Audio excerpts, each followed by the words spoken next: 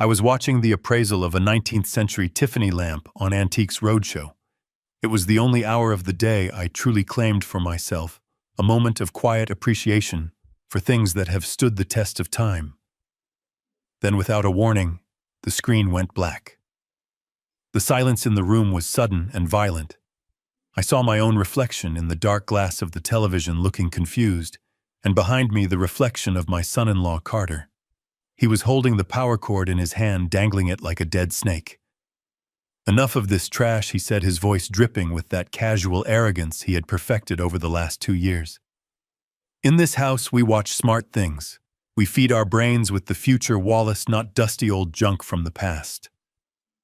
My daughter Brittany was standing in the doorway leading to the kitchen. She was holding a glass of wine even though it was a Tuesday night. I looked at her, waiting. I was waiting for her to say, "Carter, plug it back in."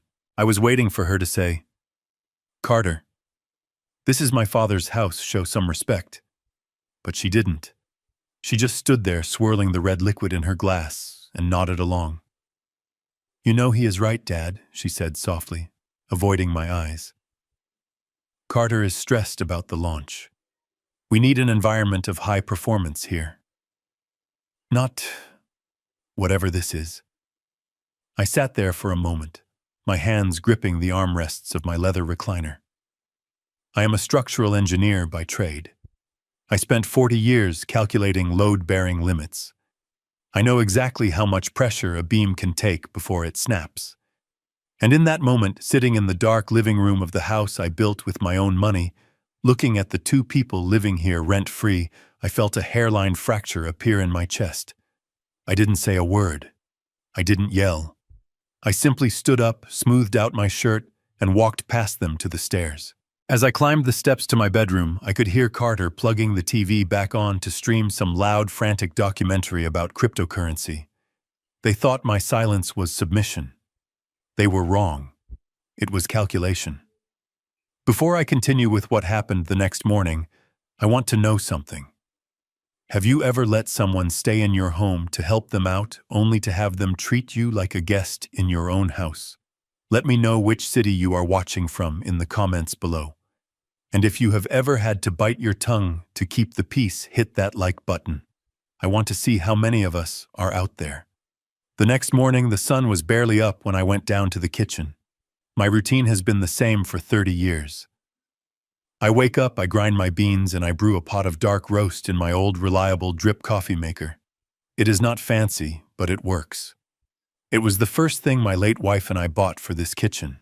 But when I reached for it on the counter, my hand grasped empty air. The counter was bare.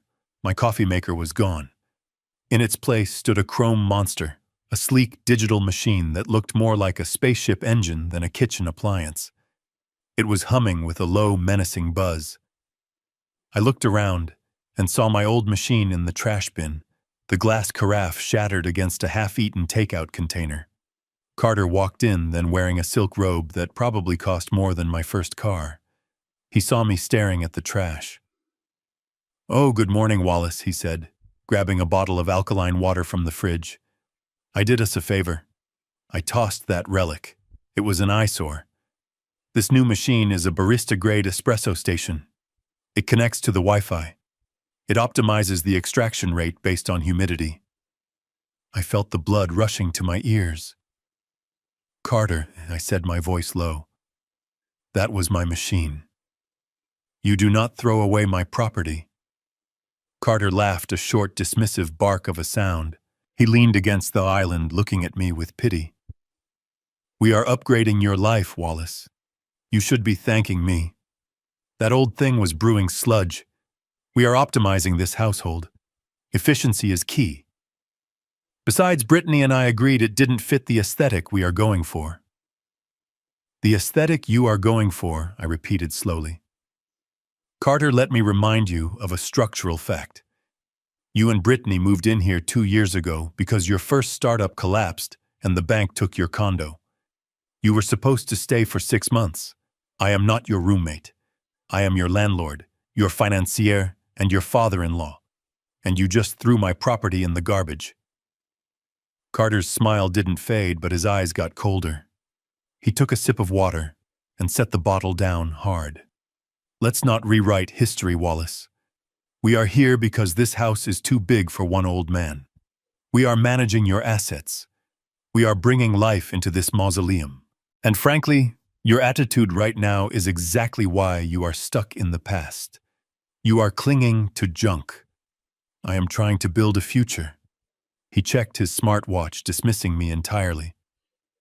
Anyway, we don't have time for this petty drama. We have a major event tonight. That is actually what I needed to talk to you about. He tapped a few buttons on the new coffee machine, and it started hissing loudly, spitting out a tiny cup of black liquid. Tonight is the pre-launch mixer for my new venture, Green Chain. I have invited 6 of the biggest angel investors in the state. They are coming here to this house at 7 o'clock. I looked at him confused. You invited investors here? Without asking me, Brittany walked in, then dressed for work in a sharp blazer, looking every bit the successful executive, despite the fact that her credit card debt was currently sitting under my name. She poured herself a cup from the new machine and stood next to her husband. It is a huge opportunity, Dad, she said, finally looking at me. Carter is going to close a $2 million seed round. This house, well, the location is impressive. It shows stability. It shows old money. Old money, I said. You mean my money? Carter waved his hand. Semantics. Wallace. Look, here is the situation. These investors, they are young, they are aggressive, they are disruptors. Image is everything. We are selling them a vision of the future. High-tech, high-speed, zero friction. He paused, looking me up and down. I was wearing my flannel shirt and my comfortable corduroys. I looked like what I was, a retired engineer who liked to work in his garden. And I asked. And Carter said, clearing his throat, You don't fit the brand, Wallace. Honestly, you look like, well, you look like yesterday. Having you wander around the party telling boring stories about concrete and steel beams, it kills the vibe. It makes us look like we are living with our grandpa because we have to. It lowers our valuation. I stared at them. The silence stretched out, heavy and suffocating. So what are you asking me to do? I asked. Leave my own house, go to a hotel? No. Brittany said quickly, stepping forward and putting a hand on my arm. Her touch felt cold. We wouldn't kick you out, Dad. We just need you to blend in. Carter smirked. Actually, I had a better idea. A stroke of genius, really. He walked over to the window and pointed to the garden. The hedges out back are looking a little rough, Wallace, and the rose bushes need pruning. Why don't you spend the evening working on them? Put on those old overalls you love so much. If anyone asks who you are, just keep your head down. Maybe hold a pair of shears. They will assume you are the gardener. I felt like I had been punched in the gut. You want me to pretend to be the help? In the house I built with my own hands. It is just role play, Wallace, Carter said, laughing. Don't be so sensitive. It adds to the mystique. It shows we have staff. It elevates our status. Plus you love gardening. It is a win-win. Just stay outside, keep quiet, and don't make eye contact with the investors. We will bring you a plate of leftovers when they leave. I looked at Brittany. I looked deep into her eyes, searching for the little girl who used to sit on my lap while I sketched blueprints. I was looking for any sign of outrage, any sign of defense. But all I saw was calculation. She wanted this money. She wanted the lifestyle Carter promised her, even if it meant erasing me to get it. Please, Dad, she whispered. Just for tonight. Do it for me. Don't ruin this for us. I took a deep breath. The hairline fracture in my chest cracked open a little wider. I looked at the chrome coffee machine. I looked at the trash can where my memories lay broken. And then I looked at my daughter and her husband. Okay, I said. My voice was calm, unnaturally calm. I will do it. I will be the gardener. Carter clapped his hands together. Fantastic. See, I knew you could be a team player. Now excuse us, we have catering to coordinate. Stay out of the kitchen, Wallace. We need to stage the hors d'oeuvres. They turned their backs on me. They went back to their planning, their buzzing efficiency, their future. They didn't see me walk out the back door. They didn't see me walk to the tool shed at the bottom of the garden. Inside the shed, the air smelled of oil soil and honest work. It was a smell I understood. I took my heavy canvas overalls off the hook. I put them on, buttoning them slowly one by one. I put on my old work boots. I picked up my pruning shears. I tested the blade with my thumb. It was sharp. Then I took out my phone. I didn't open the gardening app. I scrolled down to a number I hadn't called in 5 years. Sullivan. He answered on the second ring. Wallace, everything okay? You haven't called since the funeral. I looked through the dusty window of the shed back at my house. I could see Carter and Brittany in the kitchen laughing, high-fiving. They looked like they owned the world. They thought I was a harmless old man. They thought I was a resource to be mined, a prop to be staged. They forgot that I was a structural engineer.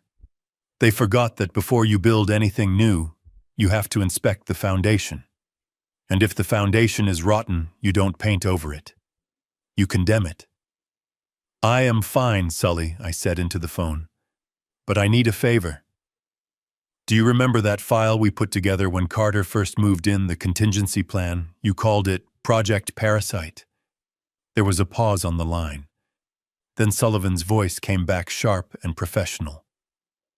I have it right here in the safe, Wallace. You told me never to open it unless it was an absolute emergency. You said you didn't want to destroy your family. I gripped the pruning shears tighter. I watched Carter throw his head back and laugh at something Brittany said. The family is already destroyed, Sully, I said. Open the file, activate the clauses, all of them, and Sully. Bring the paperwork tonight. I'm hosting a party. I hung up the phone. I stepped out of the shed into the bright morning sunlight. They wanted a gardener, fine. I was going to do some weeding, and I was going to start by cutting out the invasive species that had taken over my home. By 7 o'clock, the transformation was complete. My living room, usually a place of quiet reading and comfortable silence, had been turned into a stage set for a play I never auditioned for. The warm yellow light of my vintage lamps was replaced by harsh modern LED strips that Carter had installed to create what he called an atmosphere of innovation. Electronic music thumped softly from hidden speakers, a repetitive, soulless rhythm that felt like a headache waiting to happen. I stood in the hallway, adjusting the strap of my heavy canvas overalls. I looked at myself in the mirror. I did not look like the man who had designed bridges that spanned great rivers. I looked like a prop, a rustic accessory to highlight their modern brilliance.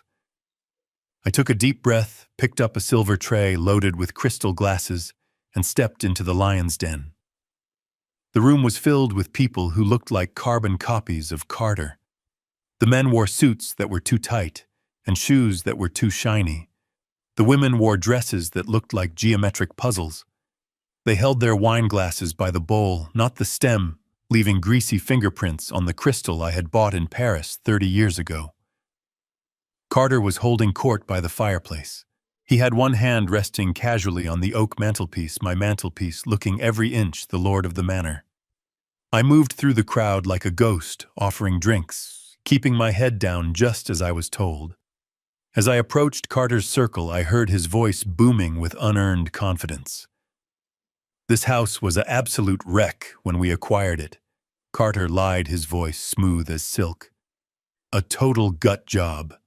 We wanted to capture that turn-of-the-century industrial spirit, but with a modern twist. It is all about reclaiming heritage and repurposing it for the digital age. That is the philosophy behind everything I do. I gritted my teeth so hard, I thought they might crack. A wreck, I had built this house to withstand a Category 4 hurricane. The foundation was reinforced concrete. The timber was hand-selected. He was calling my life's work a wreck just to make his renovation story sound more heroic. One of the investors, a man with a shaved head and glasses that probably cost more than my truck, nodded appreciatively. It is impressive, Carter. Truly. It speaks to the solidity of your vision. And speaking of vision, tell us more about Green Chain. The market is volatile right now. Why is your coin different? This was the moment Carter had been waiting for. He stepped away from the fireplace, expanding his chest. Gentlemen, look around you. The old world is heavy. It is slow. It is made of bricks and mortar and paper money. Green Chain is the antidote. It is an ecosystem, frictionless, decentralized. We are not just mining crypto. We are mining the future.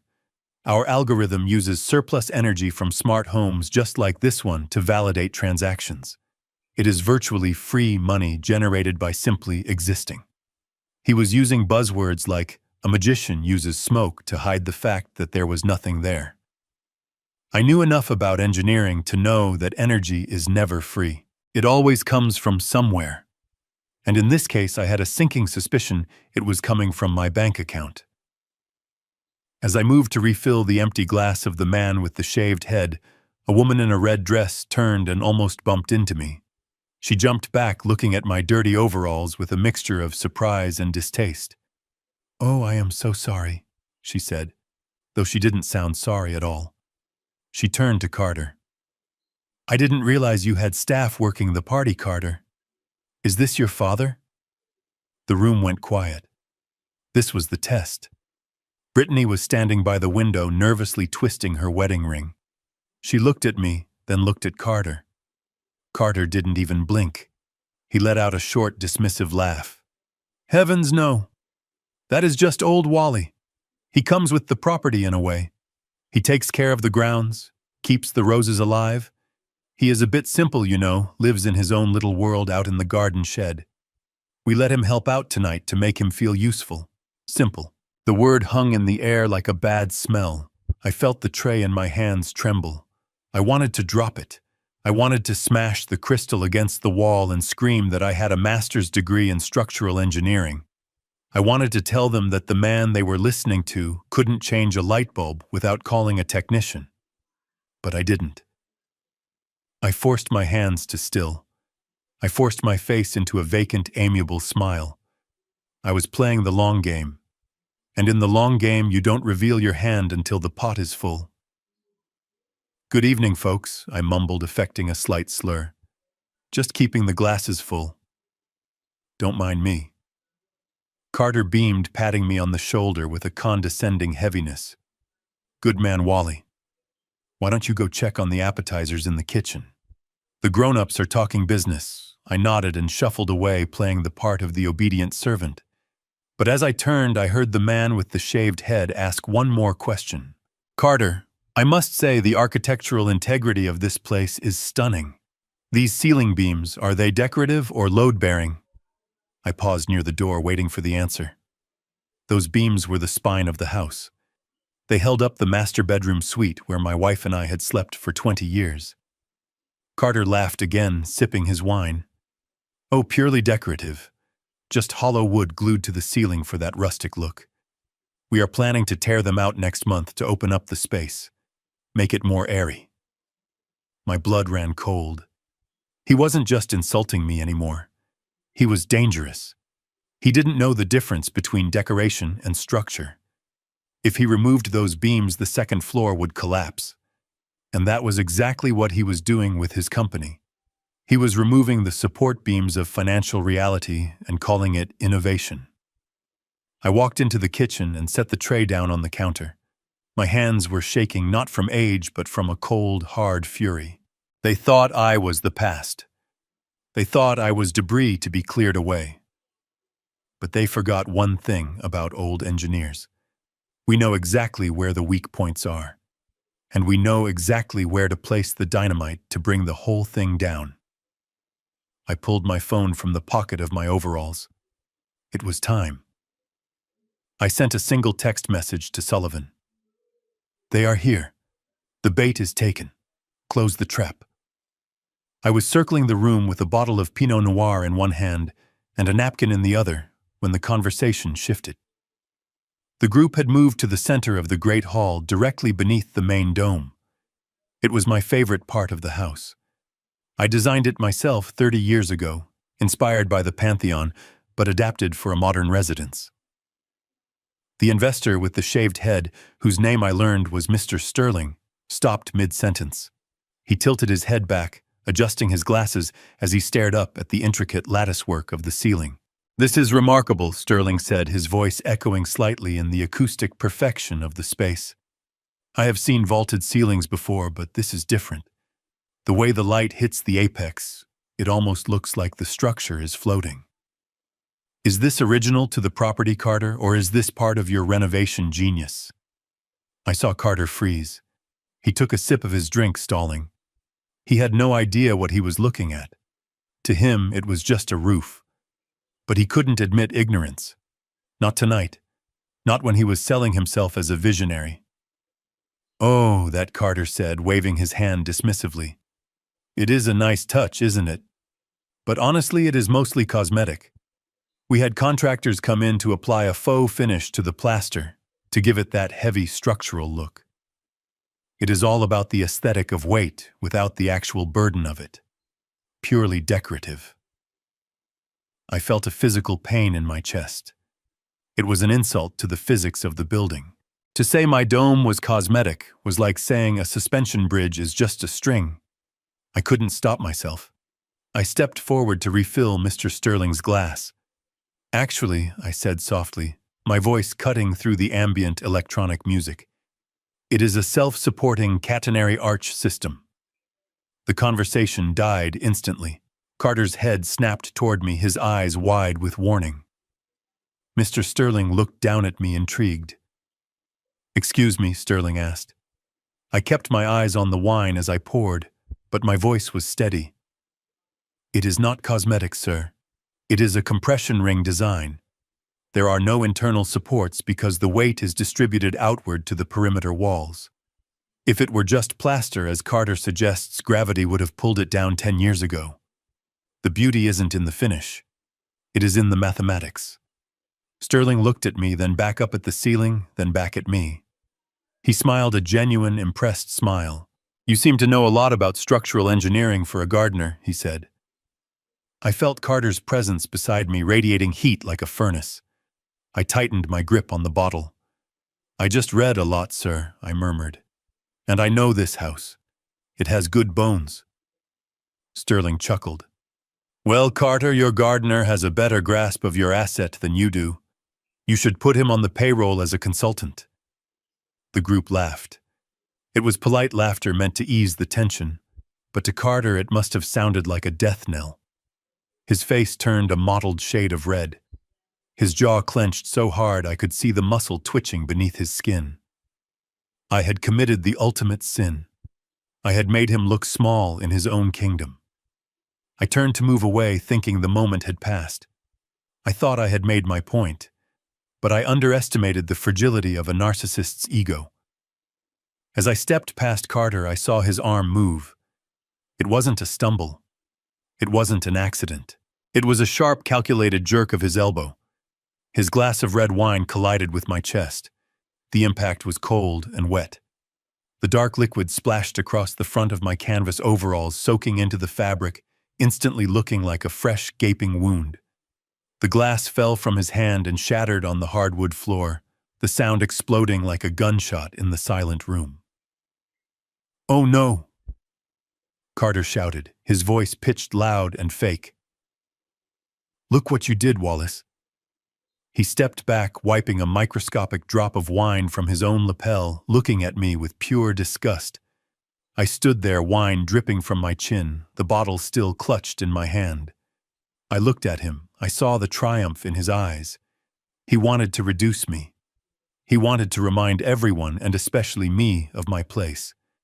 "You clumsy old fool," Carter hissed loud enough for everyone to hear.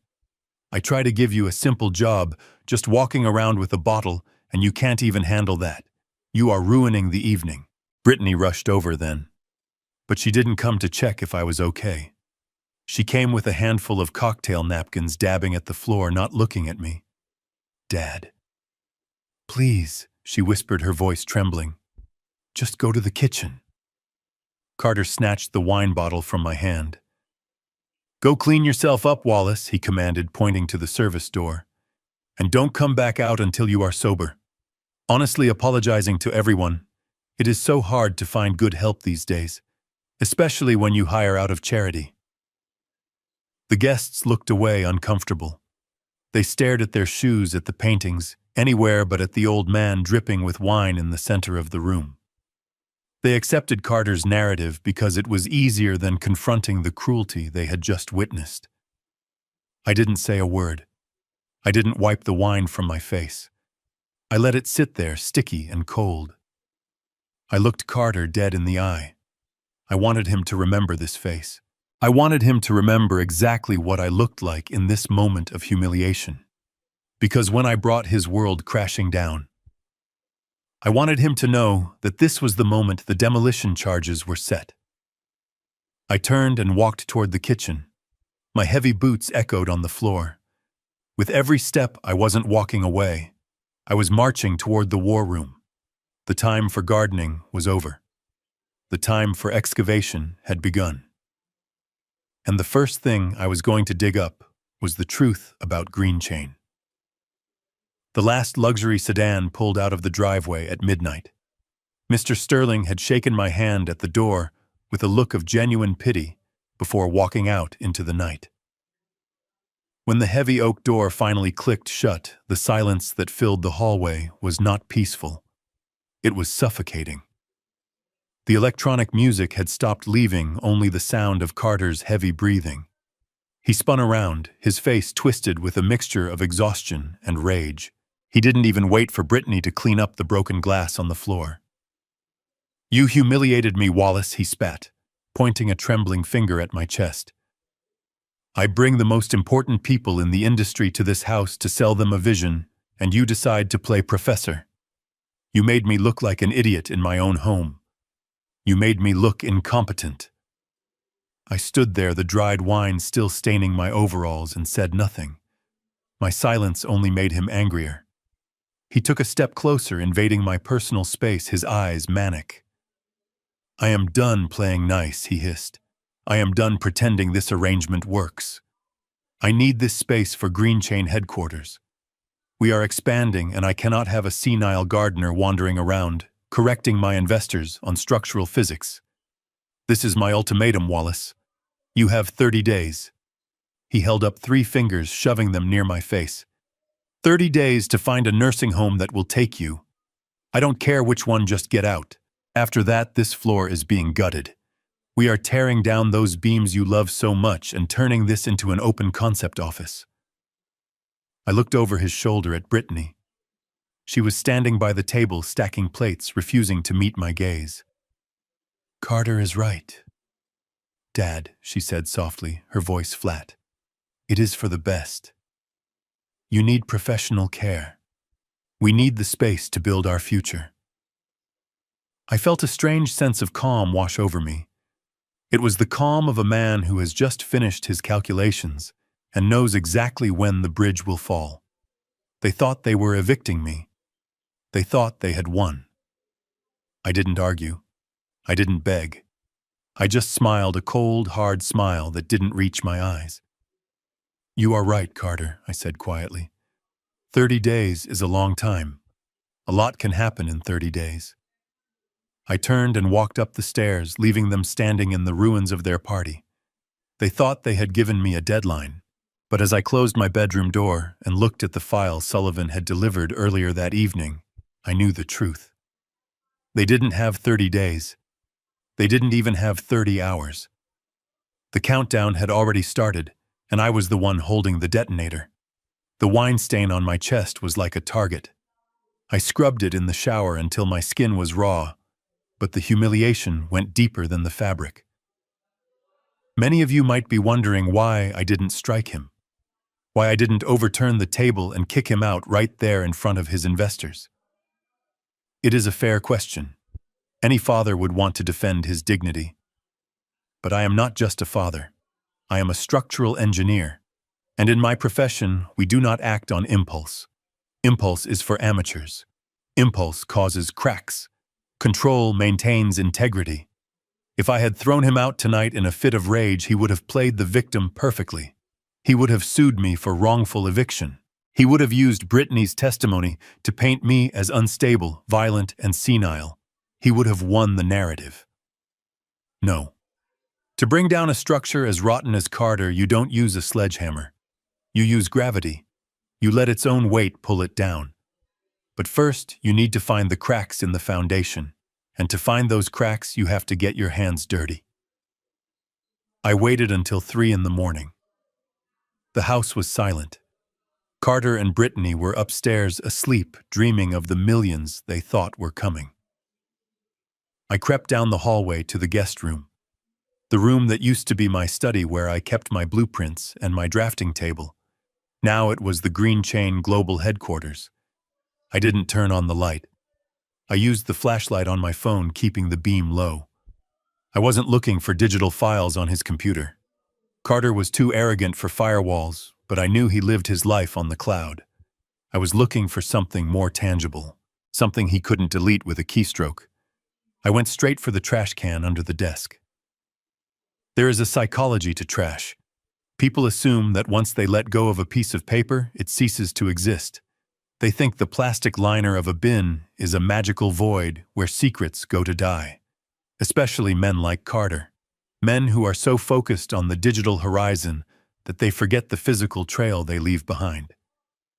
He thought I was too stupid to understand his business, and he thought Brittany was too submissive to check on him. That arrogance was his weakness. The bin was full of the remnants of his genius. Empty energy drink cans, high-protein bar wrappers, the detritus of a man running on caffeine and delusion. I sifted through it with latex gloves I had taken from under the sink. It was disgusting work. It was beneath me. But then again, I was just the gardener, wasn't I? And gardeners deal with dirt. Near the bottom, buried under a sticky coffee cup, I found a crumpled ball of paper. It wasn't shredded. Why would he shred it? He was the king of the castle. I smoothed it out on the desk, pressing it flat with my hand. It was a notice. But not just any notice. It was a final demand from a creditor. A collection agency I recognized. And then I saw the logo at the top. It was the same financial institution that had been featured on the news program I was watching yesterday. The trash show he had turned off. The show he said was for idiots. The irony washed over me like cold water. He hadn't turned off the TV because he hated antiques. He turned it off because the news ticker at the bottom of the screen was scrolling the names of companies under investigation by the SEC. And the parent company of this collection agency was on that list. He wasn't protecting my brain from garbage. He was protecting his own lie from exposure. I took a picture of the document. Then I dug deeper. And what I found next made the unpaid bill look like a birthday card. It was a draft of a loan application. A loan against the equity of my house. And at the bottom, where the homeowner's signature should be there, was a practice scrawl. He had been practicing my signature. He wasn't just a squatter. He was a thief. I carefully placed the papers back in the bin exactly how I found them. I turned off the flashlight. I had what I needed. The inspection was complete. The building was condemned. I sat in the dark for what felt like hours, the only light coming from the narrow beam of my flashlight. I had cleared a space on the mahogany desk, pushing aside Carter's gold-plated stapler and his framed photo of himself shaking hands with a local politician. Spread out before me was a jigsaw puzzle of financial ruin. I had taken the torn strips of paper I found at the bottom of the bin and carefully taped them back together on the back of an old blueprint. It was forensic engineering. I was reconstructing a collapse before it even happened. The first document was a bank statement for the corporate account of Green Chain Global. Carter had talked a big game about decentralized ledgers and mining algorithms, but the numbers on this paper told a much older, uglier story. It was a classic Ponzi scheme. I traced the lines with my finger, my nail following the flow of money, like water through a leaking pipe. Look at this entry here. May 12th. An incoming wire transfer of $50,000 from an investor named David Chen. I remembered David. He was the young man at the party who asked about scalability. 2 hours later on the same day, there was an outgoing transfer. Not to a server farm, not to a development team, but $45,000 sent directly to a luxury car dealership in Miami. The remaining $5,000 went to a high-end jewelry store in town. He wasn't investing their money. He was eating it. He was robbing Peter to pay for Paul's Porsche. I looked at the dates. The pattern was identical every single month. New money came in from fresh victims, and it was immediately siphoned out to pay for the lease on his sports car, the credit card bills for Brittany's designer wardrobe, and the catering for parties designed to lure in the next round of suckers. There was no product. There was no technology. Green Chain was nothing but a hollow shell painted gold. But as I dug deeper into the pile, the fraud became personal. I found a letter from a private lender, a hard money lender, the kind that charges 20% interest and breaks your legs if you miss a payment. Carter was in deep.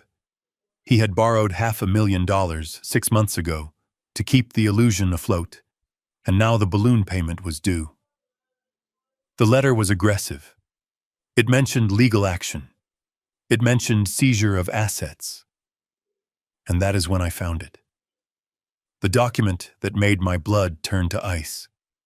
It was a loan application for a second mortgage, a home equity line of credit for $800,000. The collateral listed was my address. This house, the house I built, the house that was fully paid off 10 years ago.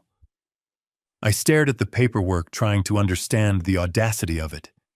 He couldn't mortgage a house he didn't own. The bank would require the owner's signature. I flipped to the last page of the application, and there it was. Wallace King. My name. Written in blue ink. I leaned closer, shining the light directly on the signature. It wasn't a crude forgery. It was a masterpiece. He had practiced. He had studied the way I crossed my T's and the specific loop of my W. He had captured the slight tremor in my handwriting that comes with age. If I didn't know better, if I hadn't been sitting there in the dark staring at it, I might have believed I signed it myself. The realization hit me with the force of a wrecking ball. This wasn't just about him being a bad businessman or a disrespectful son-in-law. This was a calculated attempt to steal my life. He was going to use my home, my sanctuary, to pay off his gambling debts and his failed scams. He was going to take the equity I had spent 40 years building and pour it into the black hole of his ego. And when the scheme inevitably collapsed, because they always collapse, the bank wouldn't come for him. They would come for me. They would take the house. They would kick me out onto the street at 67 years old. I looked at the date on the application. It was dated for tomorrow. He was planning to submit this in the morning. That was why he needed me out of the house. That was why he gave me the 30-day ultimatum. He needed me gone so the appraisers could come in without me asking questions. He needed the space to play the role of the owner one last time to close the deal. I sat back in the leather chair, the leather creaking softly in the silence. I felt a strange sensation in my chest. It wasn't fear. It wasn't even anger anymore. It was clarity. Absolute crystalline clarity.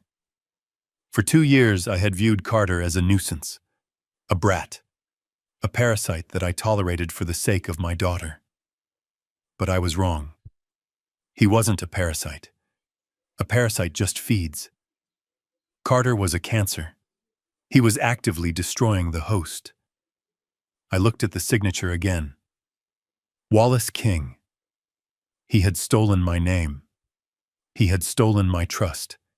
And he was moments away from stealing my legacy. I reached for my phone and took high-resolution photos of every single taped-together document. I photographed the bank statements showing the theft. I photographed the threatening letters from the loan sharks. And I took 10 different angles of the forged mortgage application. Then I did something Carter never expected. I opened my email. I didn't send these photos to the police. Not yet. The police are slow. They need warrants. They need procedures. I needed something faster. I needed a demolition crew. I attached the photos to an email addressed to Mr. Sterling, the investor with the shaved head, the man Carter was trying to close a deal with. I knew Sterling's reputation.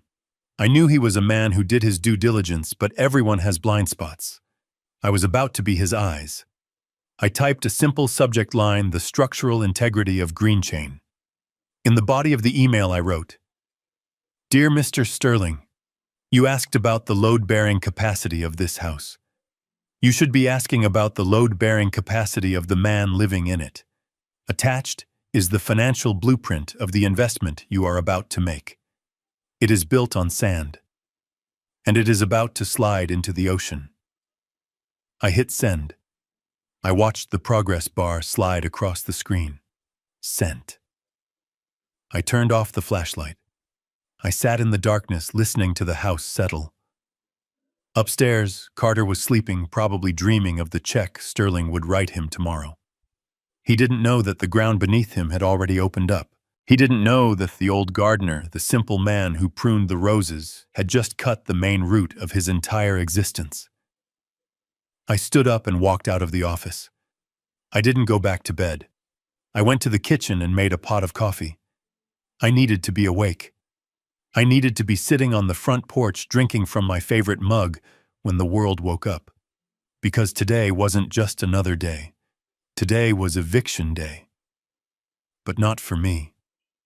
The overhead light flickered on, blinding me for a second. I didn't try to hide the papers. I didn't try to make an excuse. I just stood there holding the evidence of her husband's crimes in my hands. Brittany stood in the doorway, her face pale, her eyes wide with a mixture of fear and fury. But she wasn't angry at the thief. She was angry at the witness. "Dad, are you insane?" she screamed, her voice cracking. "You are digging through our trash like a rat. This is a federal offense, Dad. This is invasion of privacy. Carter was right about you. You are losing your mind." I tried to speak. I tried to lift the paper to show her the forgery. "Brittany, look at this," I started. No, she cut me off, stepping forward but refusing to look at the document. "I don't want to hear your paranoid delusions. You are toxic, Dad. You are jealous, and you are toxic. And I am not going to let you poison my son with your bitterness anymore." She took a deep breath, delivering the blow she knew would hurt the most. "From this moment on, you are forbidden from seeing Leo. I don't want you near him. I don't want you speaking to him.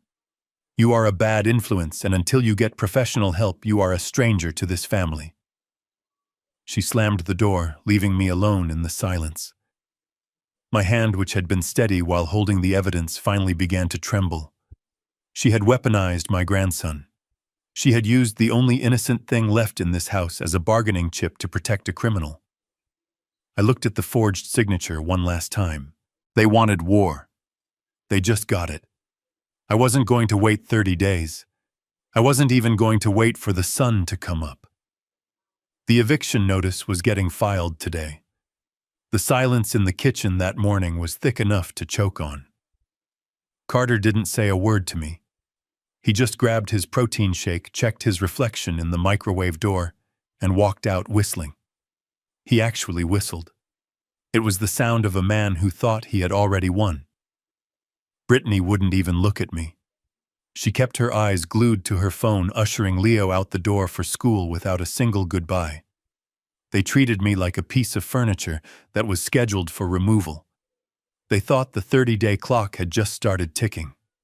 They had no idea that the countdown had already hit 0. As soon as their luxury SUV disappeared around the bend of the driveway, I didn't sit down to cry. I didn't pace the floor in anxiety. I went to work. I am an engineer, and when a building is condemned, You secure the perimeter immediately. I picked up the phone and dialed a security firm I had worked with on commercial projects. I didn't ask for a standard lock change. I asked for a fortress upgrade.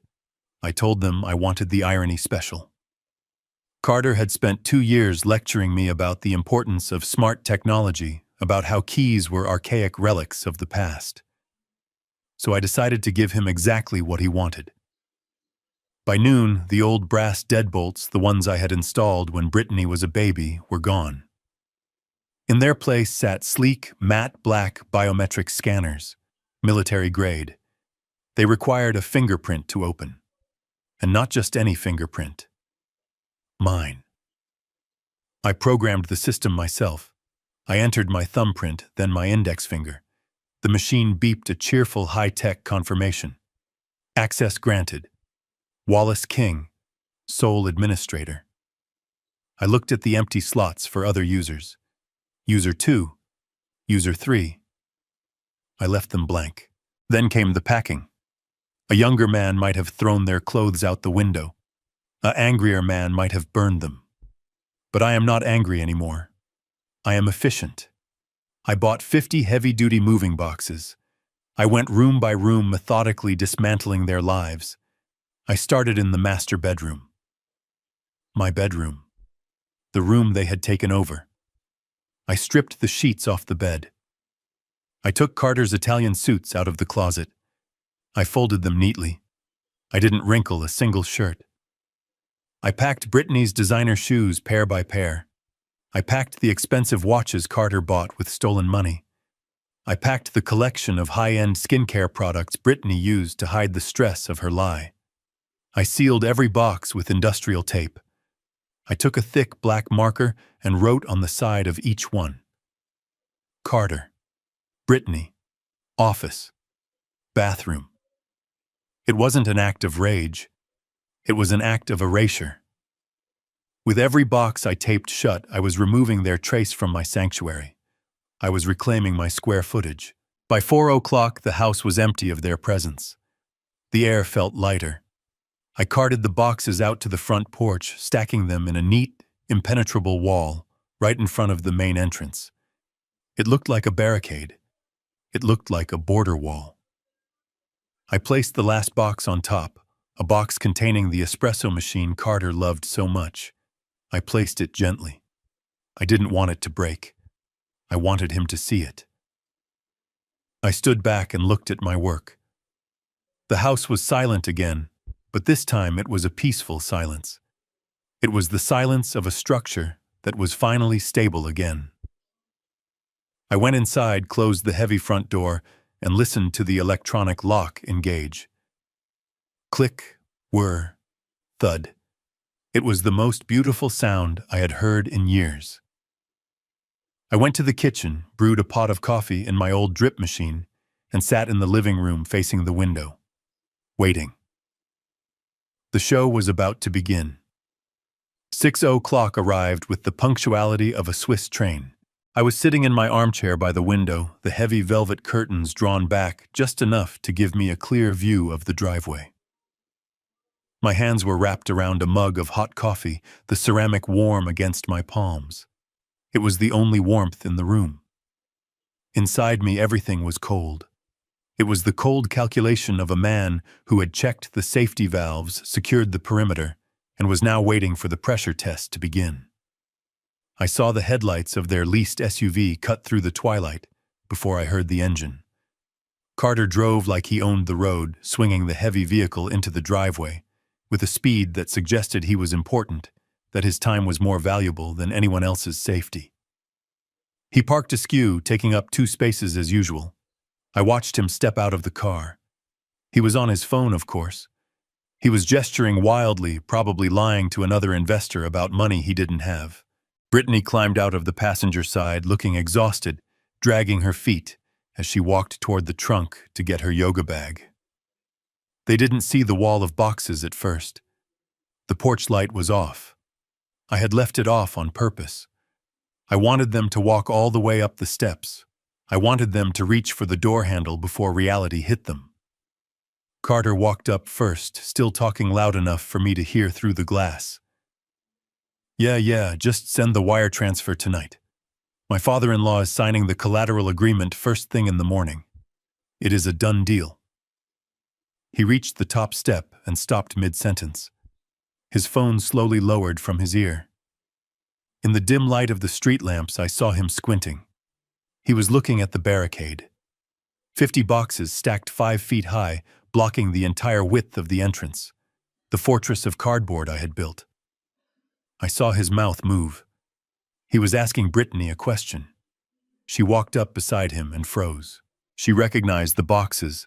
She recognized the handwriting on the side. I saw her hand fly to her mouth. She knew. In that instant, she knew exactly what had happened. But Carter was still in denial. His arrogance was a shield that reality had not yet pierced.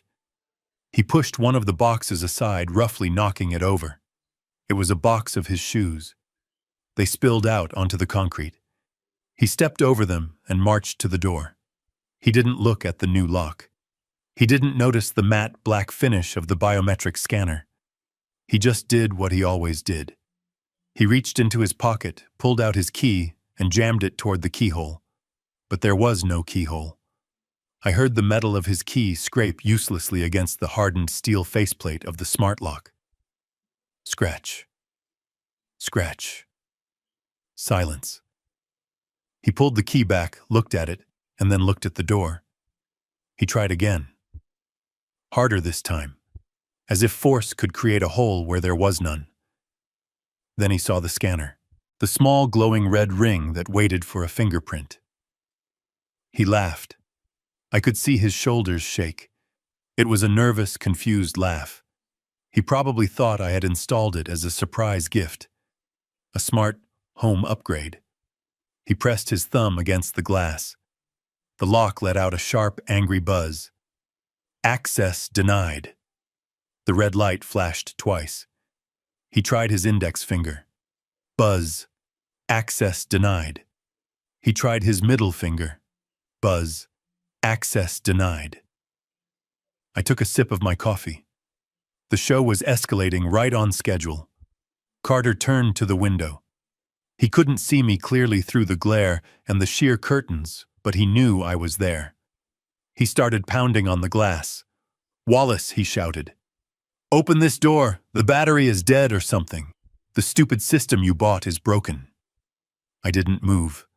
I didn't acknowledge him. I just sat there, a silhouette of judgment. Brittany was crying now. She was pulling at his arm, trying to tell him something, but he shoved her away. He was starting to panic. The reality was setting in. His key didn't work. His fingerprint didn't work. And the boxes behind him were filled with his life. He ran back to the door and started kicking it. This was the moment from the teaser. The moment where the civilized veneer cracked and the animal came out. He threw his whole body weight against the solid oak. Thud. Thud. Thud. The door didn't budge.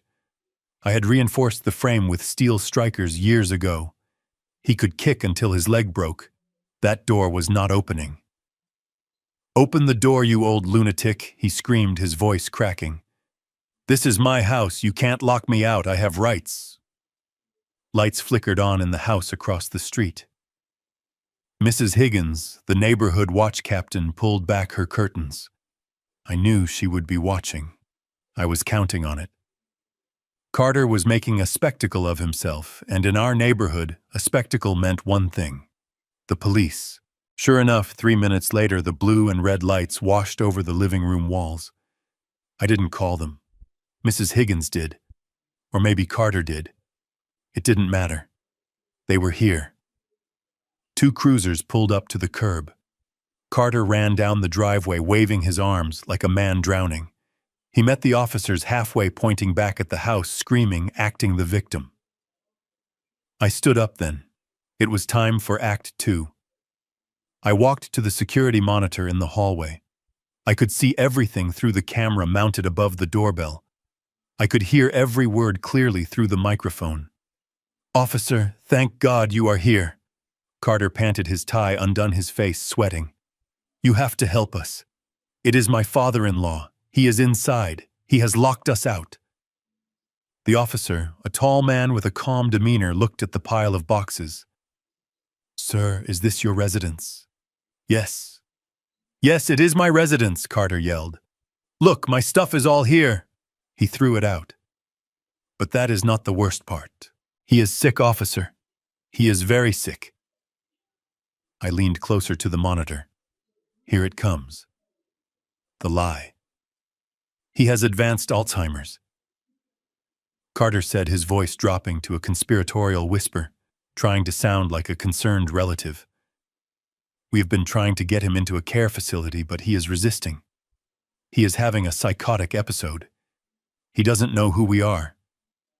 He thinks we are intruders. He has trapped himself inside, and he is dangerous. He could hurt himself. You need to break down the door.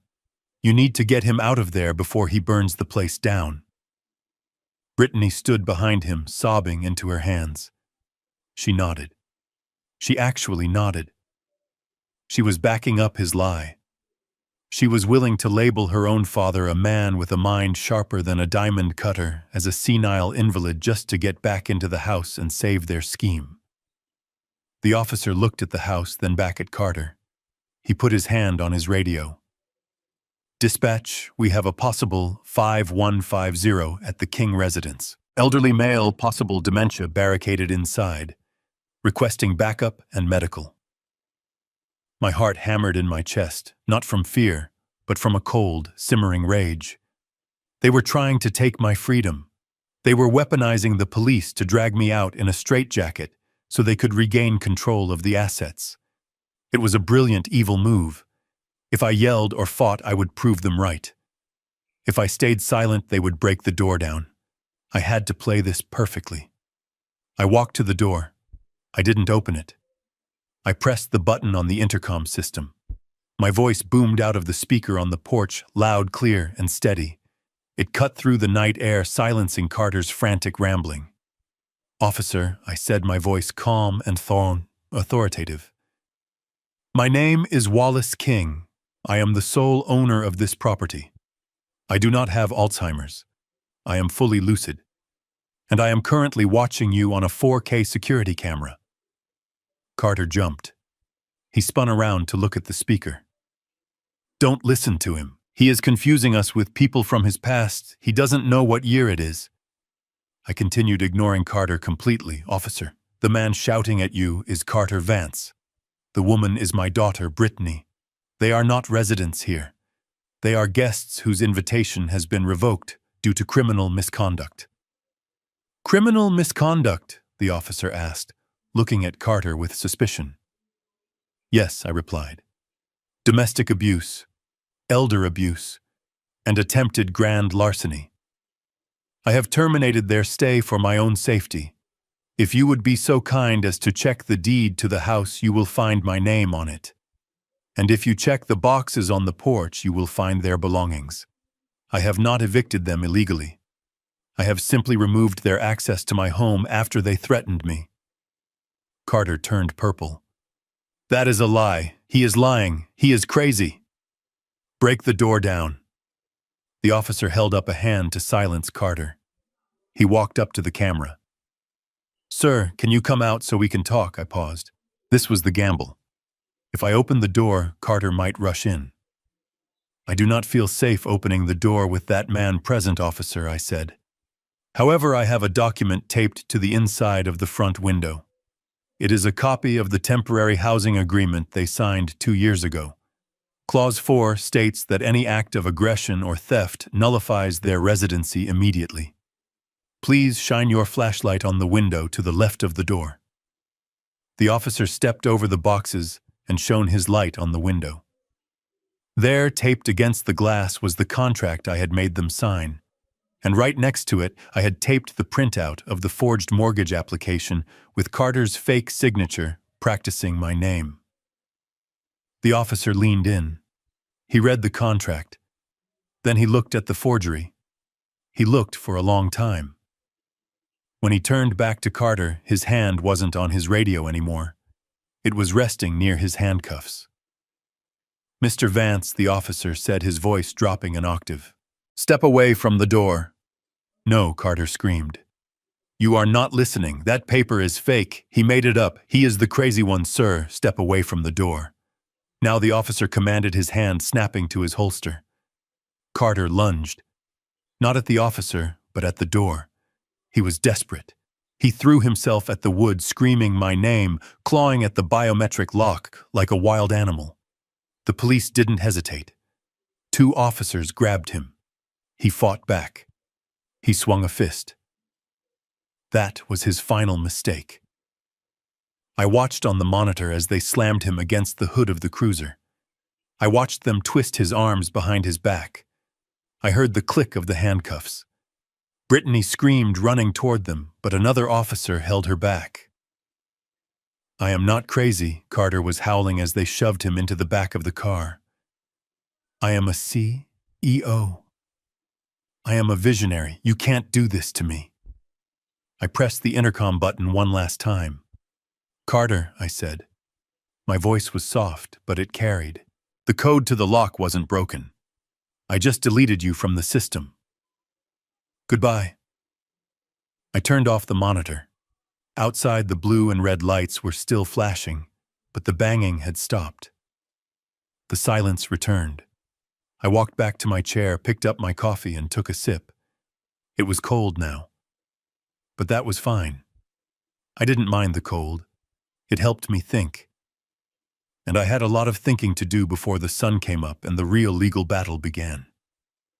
The officer lowered his flashlight. The beam cut through the darkness one last time before clicking off. He turned to Carter, his face hard and unamused.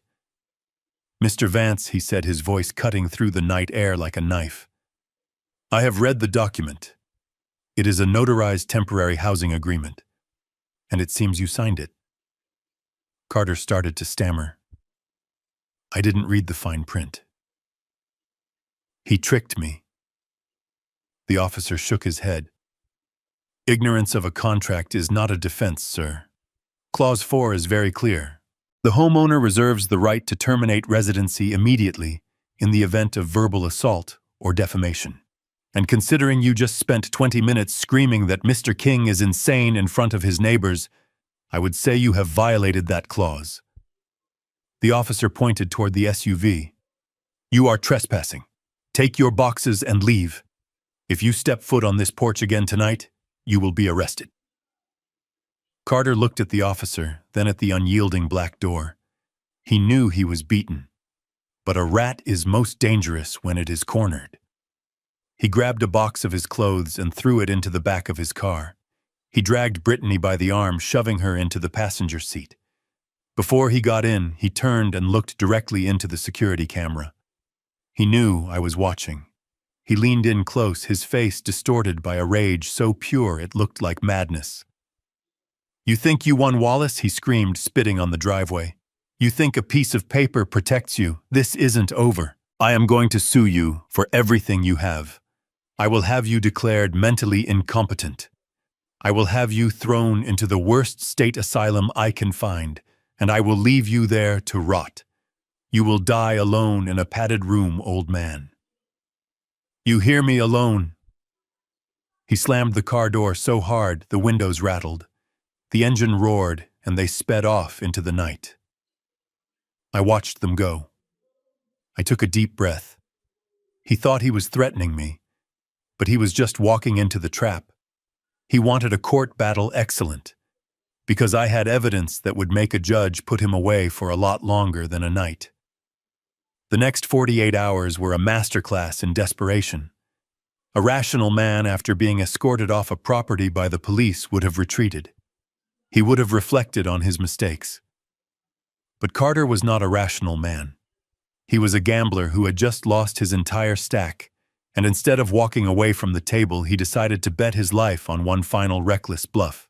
He didn't go to a hotel to sleep. He went hunting for money.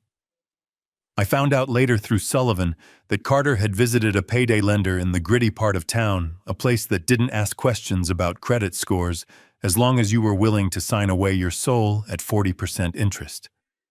He walked out of there with a briefcase of cash and a look of manic determination. He used that money not to find a new apartment, but to hire a weapon. His name was Marcus Finch. Finch was the kind of attorney you hired when you were guilty, but wanted to destroy the opposition so thoroughly that the truth didn't matter.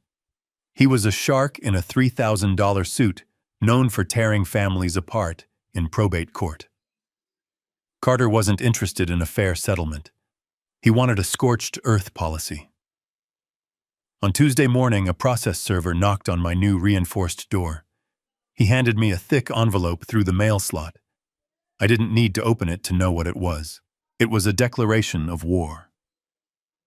I took the papers to the kitchen table and spread them out next to my coffee. Reading them was like looking into a funhouse mirror where every truth was twisted into a grotesque lie. Carter and Finch hadn't just sued for illegal eviction. That would have been too simple. No, they had constructed a narrative so detailed, so venomous, that it almost commanded respect for its sheer audacity. The lawsuit claimed that I, Wallace King, was suffering from advanced aggressive dementia. It painted a picture of a man who had lost his grip on reality. They took the incident with the antique show and described it as a violent episode where I hallucinated that the television was attacking me. They took my gardening work, the work Carter had forced me to do, and described it as wandering behavior, claiming I was found confused and disoriented in the bushes, believing I was a servant from another century. But the most painful part wasn't the lies about my mind. It was the lies about my character. They claimed I was a danger to myself and others. They cited my installation of the biometric locks, not as a security measure, but as evidence of extreme paranoia and imprisonment. They said I had trapped them inside the house for weeks, subjecting them to psychological torture before finally locking them out in a fit of senile rage. And then came the solution. The legal remedy they were seeking. It wasn't money, not directly. It was control. The document was a petition for emergency conservatorship. They were asking the court to strip me of my rights. They wanted to take away my ability to manage my own finances, my own health care, and my own property. And who was the proposed guardian? Who was the benevolent soul stepping up to take care of this poor, broken old man, Brittany Vance? My daughter. I stared at her name typed in bold letters. Brittany. The girl I had carried on my shoulders. The girl whose tuition I had paid. The girl who had stood by silently while her husband humiliated me. Now she wasn't just silent. She was an active participant. She had signed an affidavit swearing that her father was mentally incompetent. She was asking the state to hand her the keys to my life so she could legally sell my house, pay off her husband's debts, and put me in a facility where I couldn't interfere with their future. It was a brilliant strategy. If they won, the eviction would be overturned. Carter would move back in as the caretaker. They would have access to my bank accounts. They would have everything they wanted, and they would look like heroes for taking care of a sick parent. I felt a coldness settle in my stomach. It wasn't fear. It was the final death of hope. Until that moment, a small, foolish part of me had hoped Brittany would wake up. I hoped she would leave him. But seeing her signature on that page killed that hope. She had made her choice. She chose the parasite over the host. I picked up my phone and called Sullivan. Sully, I said, my voice steady. They filed. They are going for guardianship. I know, Wallace Sullivan replied, his voice grim. Finch just faxed over the motion. They are pushing for an emergency hearing tomorrow morning. They are claiming imminent danger to your assets. They want to freeze your accounts before you can spend any more money. Let them try, I said. Wallace Sullivan warned. You need to be prepared. In court tomorrow, they are going to come at you hard. They are going to try to make you lose your temper. They want the judge to see an angry, unstable old man. If you snap even for a second, we lose. Finch is a master at baiting people. I looked at the empty chair where Brittany used to sit for breakfast. I thought about the forged mortgage application safe in my pocket. I thought about the lie they had built on a foundation of sand. "Don't worry, Sully," I said. "I won't snap. I am an engineer. I don't break under pressure. I just redirect the load. Let them build their case. Let them stack the lies as high as they want. The higher they build it, the harder it falls. I will see you in court." The courtroom smelled of floor wax and stale coffee. It was a smell I associated with speeding tickets and jury duty, not the dismantling of my entire life. I sat at the defendant's table next to Sullivan. Across the aisle, Carter and Brittany sat with Marcus Finch. They looked like a tableau of grieving relatives at a funeral. Brittany was dabbing her eyes with a tissue, though I noticed her makeup remained perfectly intact. Carter wore a somber navy suit, his head bowed in practiced humility. But it was Finch who drew the eye. He moved around the courtroom like a panther circling a wounded deer, his voice smooth, projected, and dripping with false concern. "Your Honor," Finch began, resting his hands on the podium and looking directly at Judge Reynolds. "We are not here today to discuss a property dispute. If this were merely about a house, we would be in civil court. No. We are here to discuss a tragedy. We are here to discuss the rapid and heartbreaking cognitive decline of Mr. Wallace King."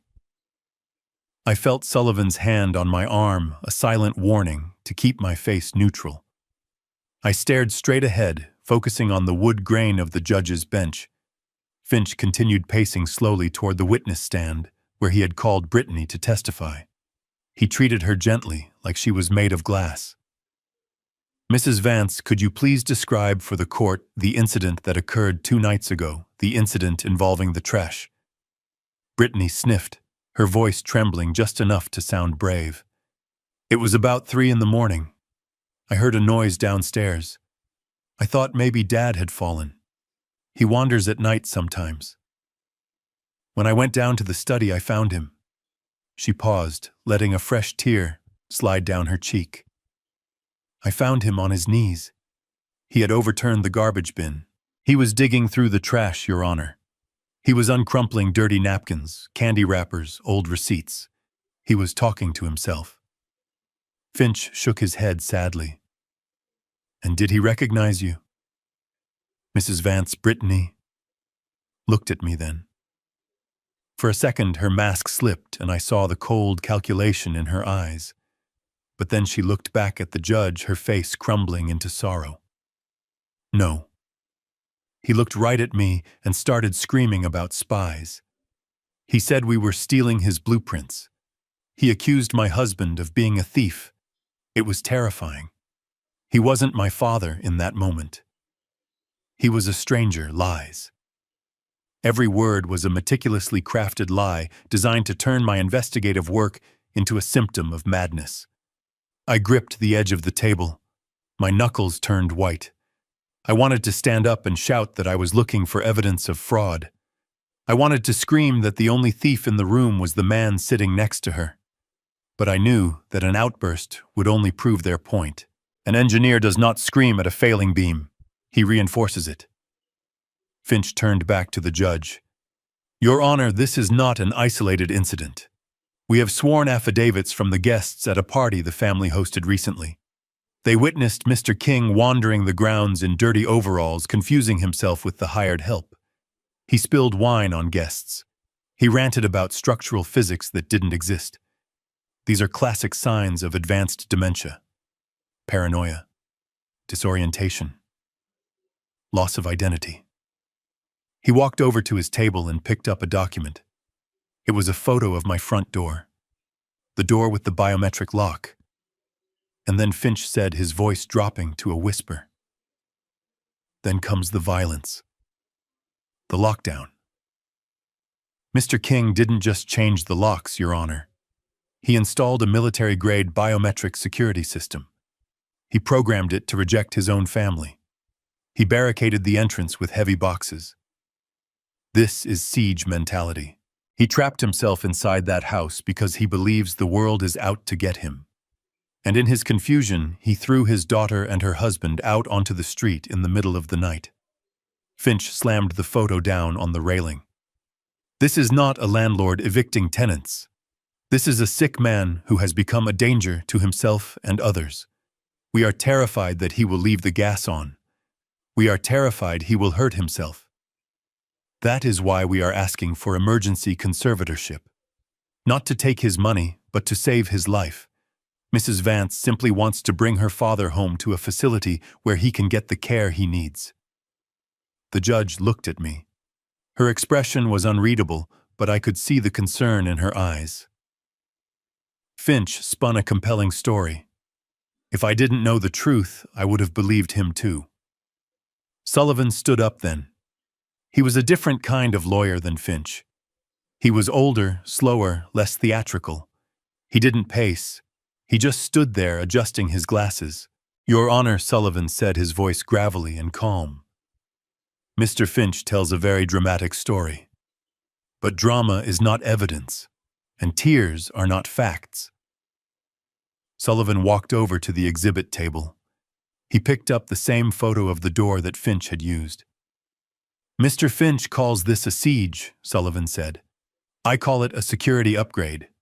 Mr. Finch calls my client paranoid. I call him observant. Because the question we should be asking is not why Mr. King was looking through the trash. The question is, what did he find there?" Carter shifted in his seat. I saw him whisper something to Finch. Finch frowned. Sullivan continued ignoring them. "We are hearing a lot about Mr. King's mental state, but we haven't heard a single word about the plaintiff's financial state. We haven't heard why a successful CEO like Mr. Vance needs to live in his father-in-law's house for 2 years rent-free. We haven't heard why Mrs. Vance, who claims to be so worried about her father's health, never took him to a doctor until the day he threatened to evict them." "Objection," Finch barked. "Relevance. We are here to discuss the competency of Mr. King, not the finances of my clients. It goes to motivation, Your Honor." Sullivan shot back, his voice sharpening. "If Mr. King is declared incompetent, who controls his estate? Who controls the house? Who controls the bank accounts?" The judge nodded. "Overruled. I will allow it. Proceed, Mr. Sullivan." Sullivan turned to look at me. He gave me a barely perceptible nod. It was time. He turned back to the judge. "Your Honor, the plaintiff claims my client is imagining things. They claim he is hallucinating thieves and spies. But as the old saying goes, just because you are paranoid doesn't mean they aren't out to get you. Mr. King wasn't digging in the trash because he is crazy. He was digging in the trash because he suspected that his son-in-law was using his identity to commit bank fraud." A murmur ran through the courtroom. Carter's face went pale. Brittany stopped crying instantly. Sullivan picked up a folder from our table, the folder containing the photos I had taken. "Mr. Finch wants to paint a picture of a senile old man. I am about to paint a picture of a whistleblower. Before we proceed with any psychological evaluation, I would like to submit into evidence these photographs taken by Mr. King on the night in question. They do not show candy wrappers. They show a mortgage application for $800,000 against Mr. King's home. An application dated for today. An application signed by Wallace King." Sullivan paused, letting the silence hang heavy in the air. "The problem, Your Honor, is that Mr. King never signed this document." Finch jumped up. "Objection. This is ambush. We haven't seen this evidence. You haven't seen it because your client tried to hide it in the garbage," Sullivan said calmly. The judge leaned forward, her eyes narrowing. "Bring that up here, Mr. Sullivan." As Sullivan walked toward the bench with the folder, I looked at Carter. The smugness was gone. The arrogance had evaporated. In its place was the raw, naked fear of a man watching the walls close in. I didn't smile. I didn't gloat. I just watched him studying the structural failure of his lies. The pressure was mounting. And just like a bridge built on bad concrete, he was about to crack. Judge Reynolds took off her reading glasses and rubbed the bridge of her nose. She looked at me not with the harshness of a magistrate, but with the pity of a granddaughter, looking at a confused elder. That pity was worse than anger. It meant she believed them. It meant Carter's performance had worked. She reached for her gavel, her other hand hovering over the court order that would strip me of my freedom. "Mr. Sullivan," she said, her voice soft but final. "Based on the testimony regarding the defendant's erratic behavior and the potential danger to himself, I am inclined to grant the motion for an emergency psychological evaluation. We cannot risk Mr. King's safety while we debate the finer points of eviction law." Carter squeezed Brittany's hand under the table. I saw a tiny triumphant smile tug at the corner of his mouth. He had done it. He had weaponized the legal system to lock me away so he could loot my estate. But before the gavel could strike the wood, Sullivan stood up. He didn't jump. He rose slowly like a mountain rising from the mist. He buttoned his suit jacket with a deliberate heavy motion that commanded the room's attention. "Your Honor," Sullivan boomed, his voice filling the silence. "You are about to make a ruling based on the premise that my client is losing his mind. But I beseech you to pause. Because if you sign that order, you are not protecting a sick man. You are aiding and abetting a robbery." The judge froze. The gavel hovered in midair. The smile vanished from Carter's face instantly. Sullivan walked to the center of the aisle, ignoring the furious glare from Finch. "We have heard extensive fairy tales about my client's mental health, but we have not heard a single fact about the plaintiff's financial health. Before you question Mr. King's sanity, I demand that we question Mr. Vance's solvency, because this is not a conservatorship case, Your Honor. This is a bank heist in progress, and the weapon they are using is this court." Sullivan slammed his hand down on the pile of evidence we had brought. "I have proof that the plaintiff has forged my client's signature on a mortgage application that is currently pending approval. If you send Mr. King away today, that loan goes through tomorrow, and that is the only reason we are standing here." The judge slowly lowered her gavel, but she didn't bang it. She looked at Carter, her eyes narrowing into slits of suspicion. "Mr. Finch," she said, her voice dropping to a dangerous temperature. "Explain this. Now." Mr. Finch tried to speak. He opened his mouth, closed it, and then adjusted his tie. For the first time since the hearing began, the slick, confident predator looked like prey. He looked at Carter, but Carter was staring at the table, his face a mask of ash-gray terror. The silence in the courtroom was absolute. It was the silence of a bomb squad watching a timer count down to 0. Sullivan did not wait for an answer. He walked back to our table and picked up a heavy stack of documents. These were not just the photos I had taken. These were the results of the background check I had told him to run the moment I saw the bank logo in the trash. Sullivan approached the bench, his footsteps echoing on the wooden floor, like the tolling of a bell. "Your Honor," Sullivan began, his voice low and dangerous. "Mr. Finch has spent the last hour telling you a story about a confused old man digging through garbage, but he forgot to ask the most important question. What exactly was in that garbage, because it wasn't candy wrappers. It was the paper trail of a felony." Sullivan placed the first pile of papers on the judge's bench. Exhibit A. These are the bank statements for Green Chain Global, the company Mr. Vance claims is a revolutionary fintech startup. My client recovered these from the trash bin in his own home. If you look at the highlighted transactions, you will see a pattern. Money comes in from private investors, and within hours it is transferred out to offshore accounts in the Cayman Islands and Cyprus. There is no payroll. There is no research and development. There is no business. This is a classic shell game. The judge flipped through the pages, her brow furrowing. Finch stood up. "Your Honor, this is irrelevant. My client's business practices are not on trial here." "They are irrelevant," Sullivan roared, spinning around to face him. "They are the entire motive, because Exhibit B will show you exactly why Mr. Vance is so desperate to seize control of my client's assets."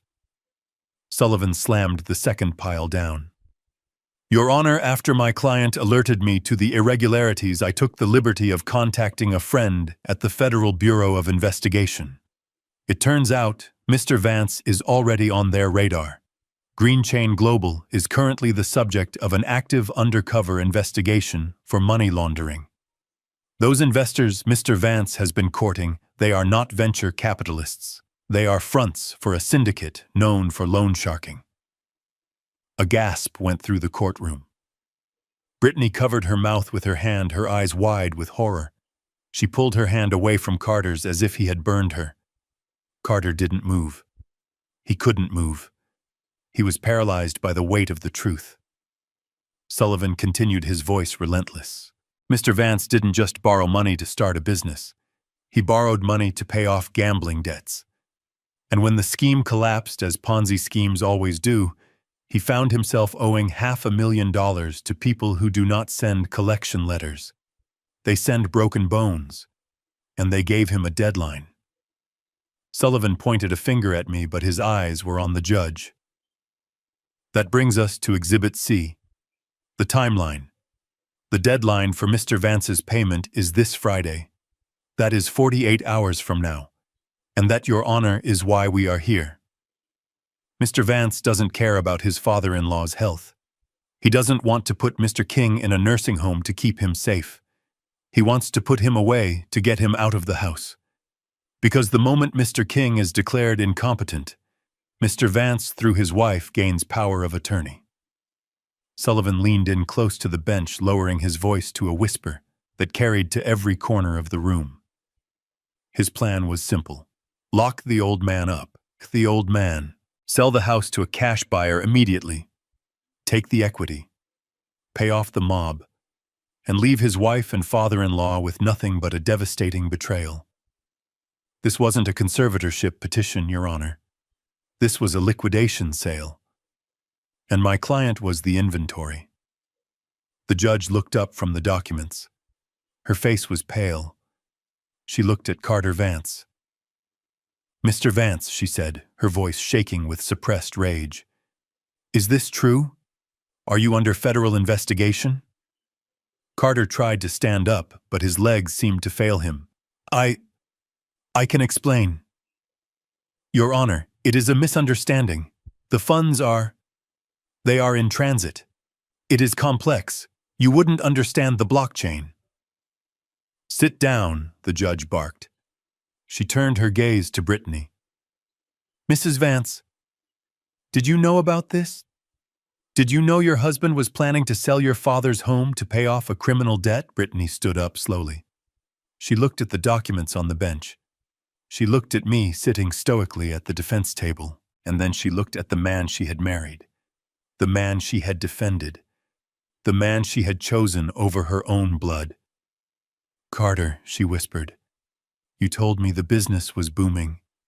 You told me Dad was sick. You told me we were doing this to help him. Carter grabbed her arm. Brittany, don't listen to them. They are twisting everything. We need the money, yes, but I can fix it. I just need a little more time. Just stick to the script. Tell her your father is crazy. Please. Brittany looked at his hand on her arm. Then she looked at his face. For the first time in 2 years, the fog seemed to lift. She saw the sweat on his forehead. She saw the panic in his eyes. She saw the monster behind the mask. He is not crazy, Brittany said, her voice trembling but clear. She pulled her arm away from him. My father isn't crazy. I am the one who was crazy. I believed you. She turned to the judge. Your Honor, I withdraw my petition. I withdraw my affidavit. My father is perfectly sane. And she took a deep breath, pointing a shaking finger at Carter. And I think I would like to speak to a divorce lawyer. Order. The judge slammed her gavel down as the courtroom erupted. Finch was frantically trying to stack his papers, looking for an exit. Carter was shouting, begging Brittany to come back. But I didn't look at them. I looked at Sullivan. He gave me a small, tired nod. We had done it. The beams had held. The stress test was over. But as I watched the chaos unfold, I knew the real payoff was yet to come. Because just as the judge was about to issue her ruling, the doors at the back of the courtroom burst open, and the men walking in weren't bailiffs. They were wearing windbreakers with 3 yellow letters printed on the back. FBI. The FBI agents moved to secure the exits, but they didn't arrest Carter immediately. They stood back, allowing the courtroom drama to reach its natural, devastating conclusion. Carter looked like a man who had been shot but hadn't realized he was bleeding yet. He gripped the edge of the defense table, his knuckles white, his eyes darting frantically from the judge to Sullivan to me. He was looking for a lifeline. He was looking for a way to spin this. And then he found it. Or at least he thought he found it. He straightened his tie.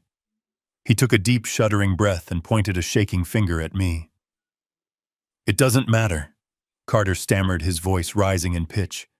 "It doesn't matter if the company is in trouble. Wallace is still incompetent. He is still senile. And as his legal guardian, which I should be, I would still have access to his personal savings." He turned to Brittany, desperation clawing at his throat. "Brittany, tell them. Your father has a pension fund. He has savings accounts. He has a portfolio worth over $1 million. Even if Green Chain fails, we can use his money to pay off the debt. We can save ourselves. We just need to get control of his accounts." The judge looked disgusted, but Carter didn't care. He was drowning, and he was willing to use my life savings as a life raft. I stood up then. I didn't ask for permission. I didn't wait for Sullivan. I walked around the table and stood in the center of the aisle, just a few feet away from him. I wanted him to see me. I wanted him to see the clarity in my eyes. "Carter," I said. My voice was soft, barely a whisper, but in the silent courtroom it sounded like thunder. "Do you remember Tuesday night?" Carter blinked, confused by the question. "What Tuesday night?" I repeated. "You walked into the living room. I was sitting in my armchair. You walked over to the television and you pulled the plug. You told me I was watching trash. You said, and I quote, 'In this house we watch smart things.' You said I was filling my brain with garbage from the past." Carter stared at me. "Yeah, so what? You were watching that stupid antique show. It proves my point. You are living in the past." I smiled. It was a cold, wintry smile. "No, Carter. That is where you are wrong. I wasn't watching the antique show. The commercial break had just ended. I had flipped the channel to the financial news network." Carter froze. "The trash you told me to stop watching. That was a special report on emerging market fraud. And do you know what was scrolling across the bottom of the screen in the breaking news ticker?" I took a step closer. It was a warning from the Securities and Exchange Commission. A warning about a company called Green Chain Global. I saw the color drain from his face completely. He opened his mouth, but no sound came out. "You were so busy being arrogant," I continued, my voice hardening. "You were so busy trying to look smart that you missed the warning sign standing right in front of your face. You turned off the TV because you didn't want to see the truth. But I saw it, and because I saw it, I did what any good engineer does when he sees a structural fracture. I evacuated the building."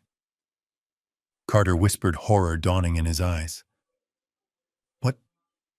What do you mean?" "I mean that I didn't just sit there," I said. "I mean that 3 months ago, when I first noticed that your lifestyle didn't match your income, I started making moves.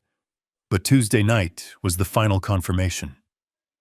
I reached into my pocket and pulled out a bank receipt.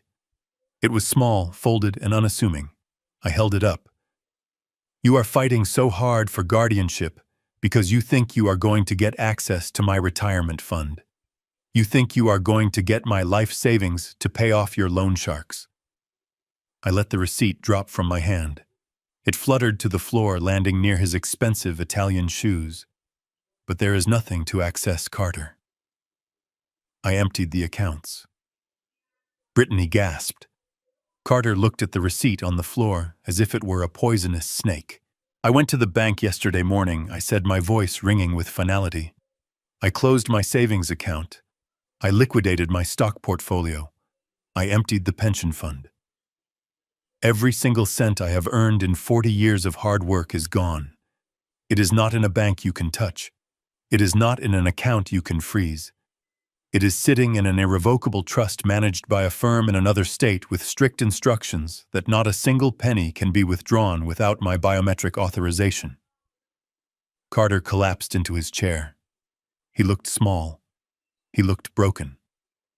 So even if you win here, Carter, even if the judge declares me insane right now, you get nothing. You are trying to rob a vault that has already been emptied. I leaned in close, delivering the final blow. You called me a relic. You said I was obsolete. But this relic was 3 steps ahead of you the entire time. You are not just going to prison, son. You are going to prison destitute. You have no money for lawyers. You have no money for bail. And you certainly have no money to pay back the people who are coming to break your legs. I turned my back on him. I looked at the judge who was watching me with a look of pure respect. Your Honor, I said, I am ready for my psychological evaluation now, but I think you will find that my mind is perfectly sharp. The courtroom erupted, but I didn't hear the noise. All I heard was the sound of a heavy burden falling from my shoulders. It was over. The collapse was controlled. The demolition was complete, and I was still standing amidst the dust, unbowed and unbroken. The chaos that followed was swift and brutal. 2 agents in windbreakers moved with practiced efficiency, flanking Carter before he could even take a step toward the exit. He didn't fight. He slumped the air, leaving his body as if he were a balloon that had finally popped. The metallic click of the handcuffs was the loudest sound in the room, louder than the gavel, louder than the murmurs of the gallery. Brittany stood frozen, like a statue of regret carved from ice. She watched the man she had idolized, the man she had betrayed her own blood for, being read his rights like a common criminal. The illusion of the genius CEO shattered right before her eyes, leaving only a trembling con artist in a cheap suit. Then came the moment I had anticipated. She turned to me. Her eyes were swimming with tears, pleading for a lifeline. She took a stumbling step in my direction, reaching out a hand. Dad, she whispered, her voice cracking with the sudden, terrifying realization that she was alone. Dad, please. I didn't know. Help me. She wanted the safety net. She wanted the father who had always fixed her mistakes to step in and make the bad men go away. But that father wasn't in the courtroom today. Only the structural engineer remained. And the engineer knew that you cannot save a building that has already collapsed. I didn't speak. I didn't scold her. I didn't even stop. I simply adjusted my coat, signaled to Sullivan, and turned my back on her tears. As the agents dragged her husband out the side door, I walked straight down the center aisle toward the exit. The heavy wooden doors closed behind me with a final satisfying thud, shutting out her cries and sealing the chapter on my past life. I walked out into the bright afternoon sun, took a deep breath of fresh air, and hailed a cab. I was homeless, technically, but for the first time in years, I felt completely at home. The legal system did not waste time with Carter Vance. When the FBI finds a paper trail, that clear plea bargains happen quickly, but mercy does not. He was sentenced to 5 years in a federal penitentiary for wire fraud, money laundering, and identity theft. The judge called him a predator in a suit. I heard that when they took him away, he was still trying to explain blockchain to the bailiff, as if talking fast enough could unlock the cell door. But prison is the one place where a smooth tongue cannot fix a broken reality. He was gone, erased from society, leaving behind nothing but a crater where a family used to be. For Brittany, the nightmare was just beginning. She wasn't wearing handcuffs, but she was shackled just the same. She learned a very hard lesson about the fine print of marriage that week. In her blind devotion to her husband's genius, she had co-signed everything. Every loan application, every lease agreement, every credit card limit increase. She had signed them all without reading, just like she had watched him turn off my television without asking why. She thought she was signing up for a life of luxury. In reality, she was signing a confession of debt. The fallout was absolute. The government doesn't just take the criminal's money. They take the proceeds of the crime. And since Carter had poured every stolen cent into their lifestyle, everything they had was considered evidence. I wasn't there to see it, but Sullivan told me. He told me about the morning the asset forfeiture team arrived at the temporary apartment they had been renting. They took the designer furniture. They took the electronics. They even took the jewelry Carter had bought her for their anniversary because it was purchased with laundered funds. Then came the creditors. The people Carter owed money to were not the kind to forgive and forget.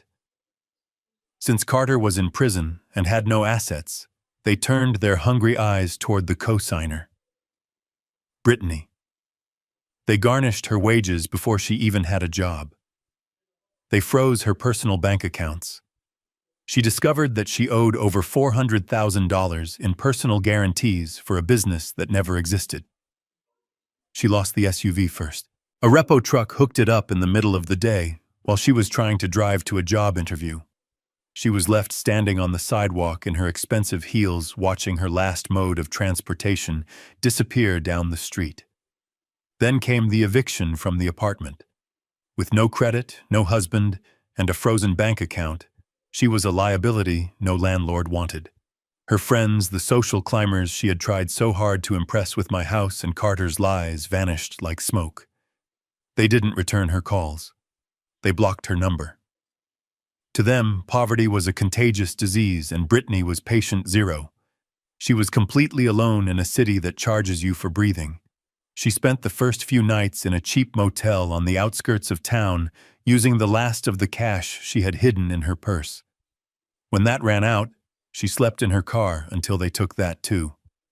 Then she slept in a shelter. My daughter, who had grown up in a 4-bedroom colonial with a heated pool, was now waiting in line for soup and a cot, surrounded by the very people she used to look down on.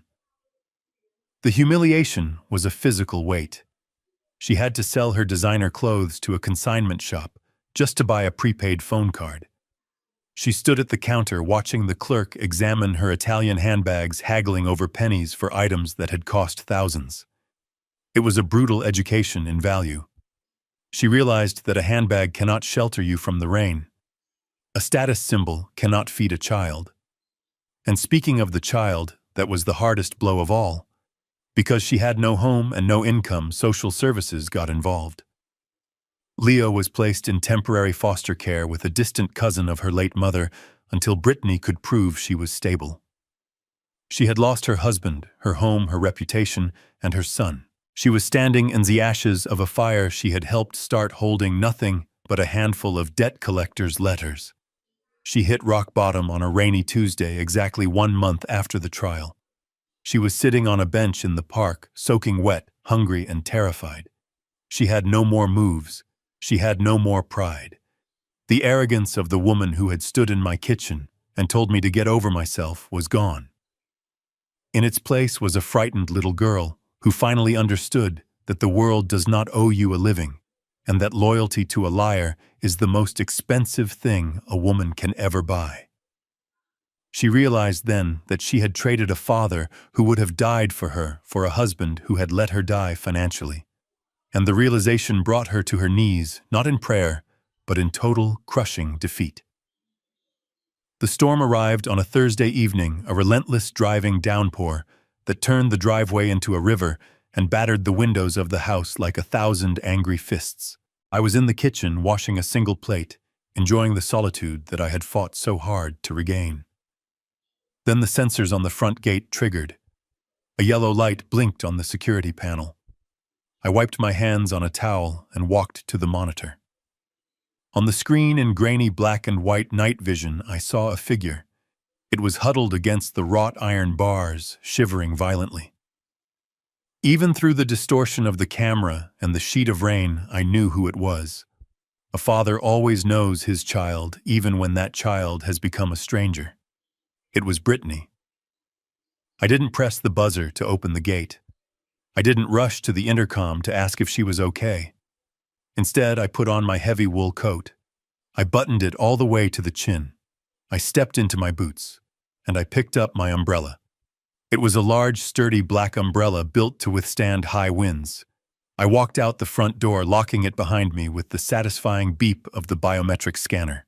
I walked down the long driveway slowly. I could see her watching me approach. She looked like a ghost.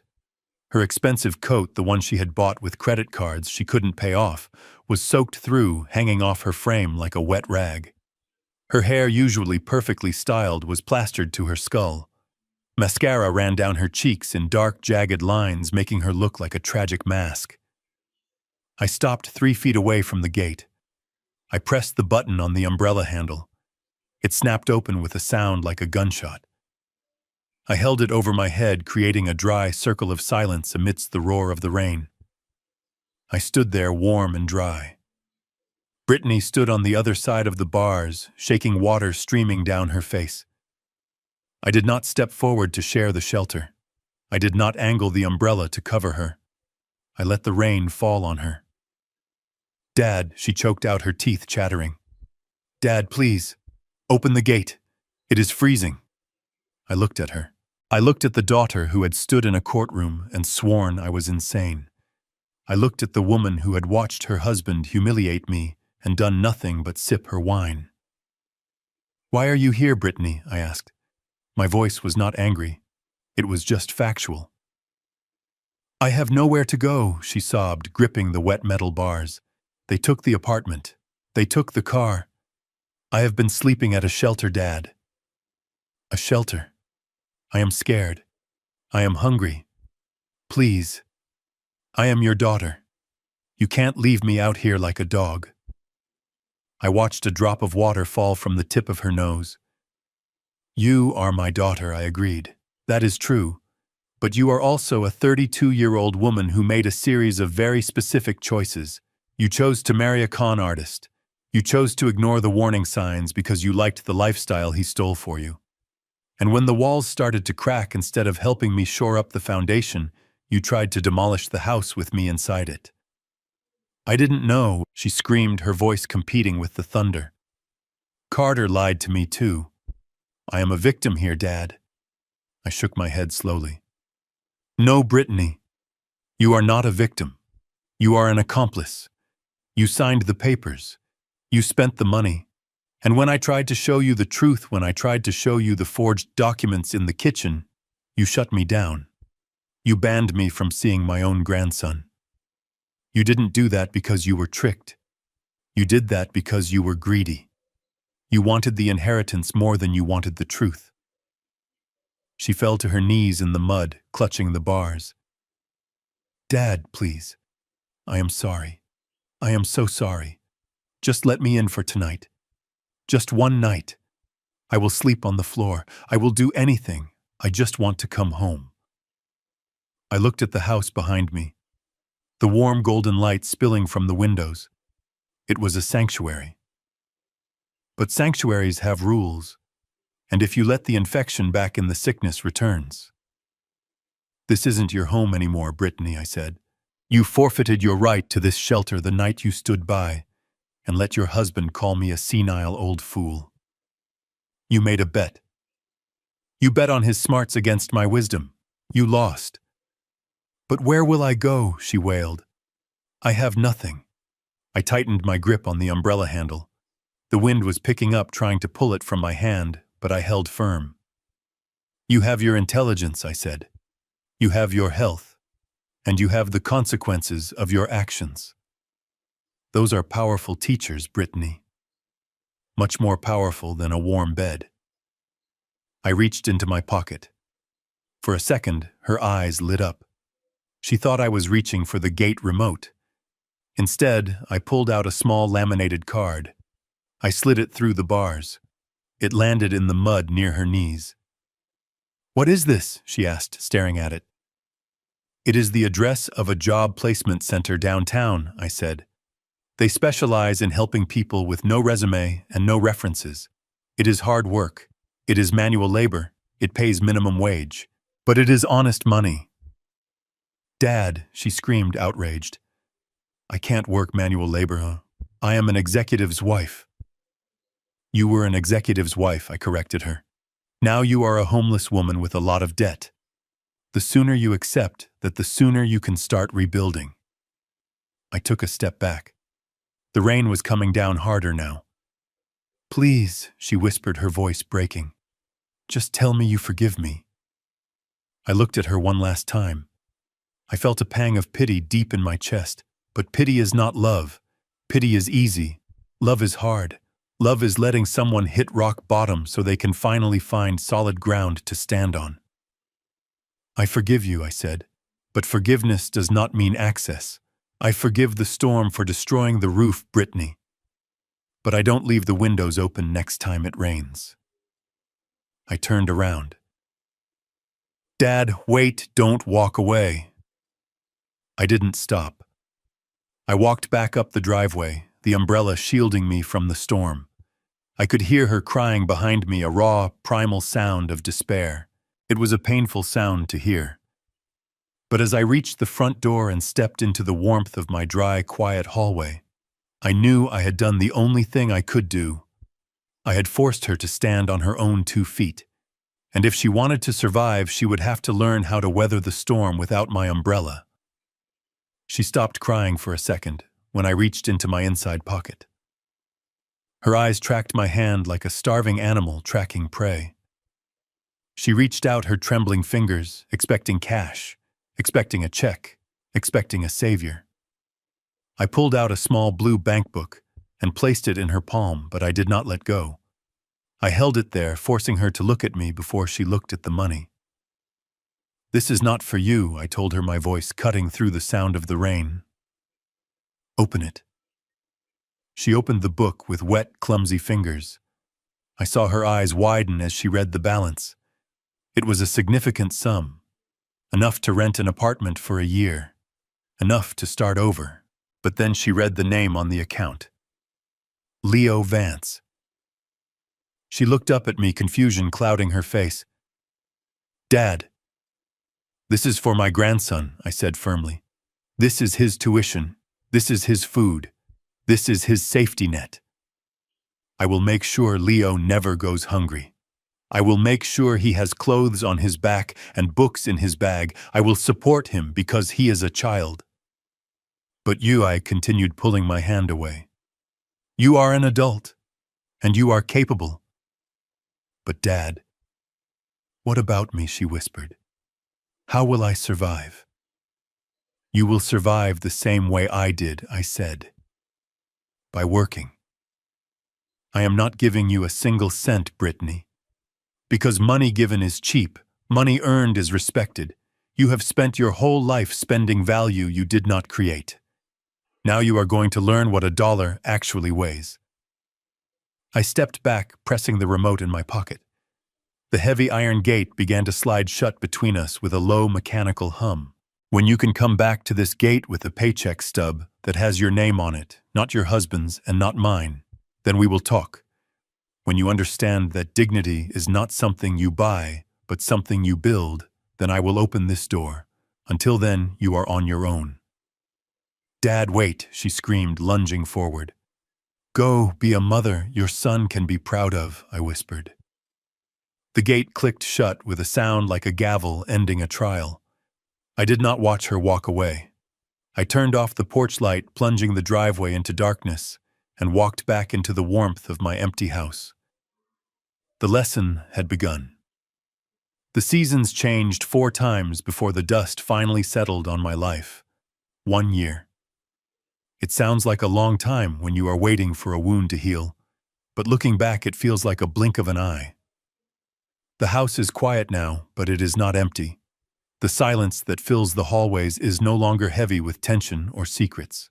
It is the comfortable silence of a home that has found its rhythm again.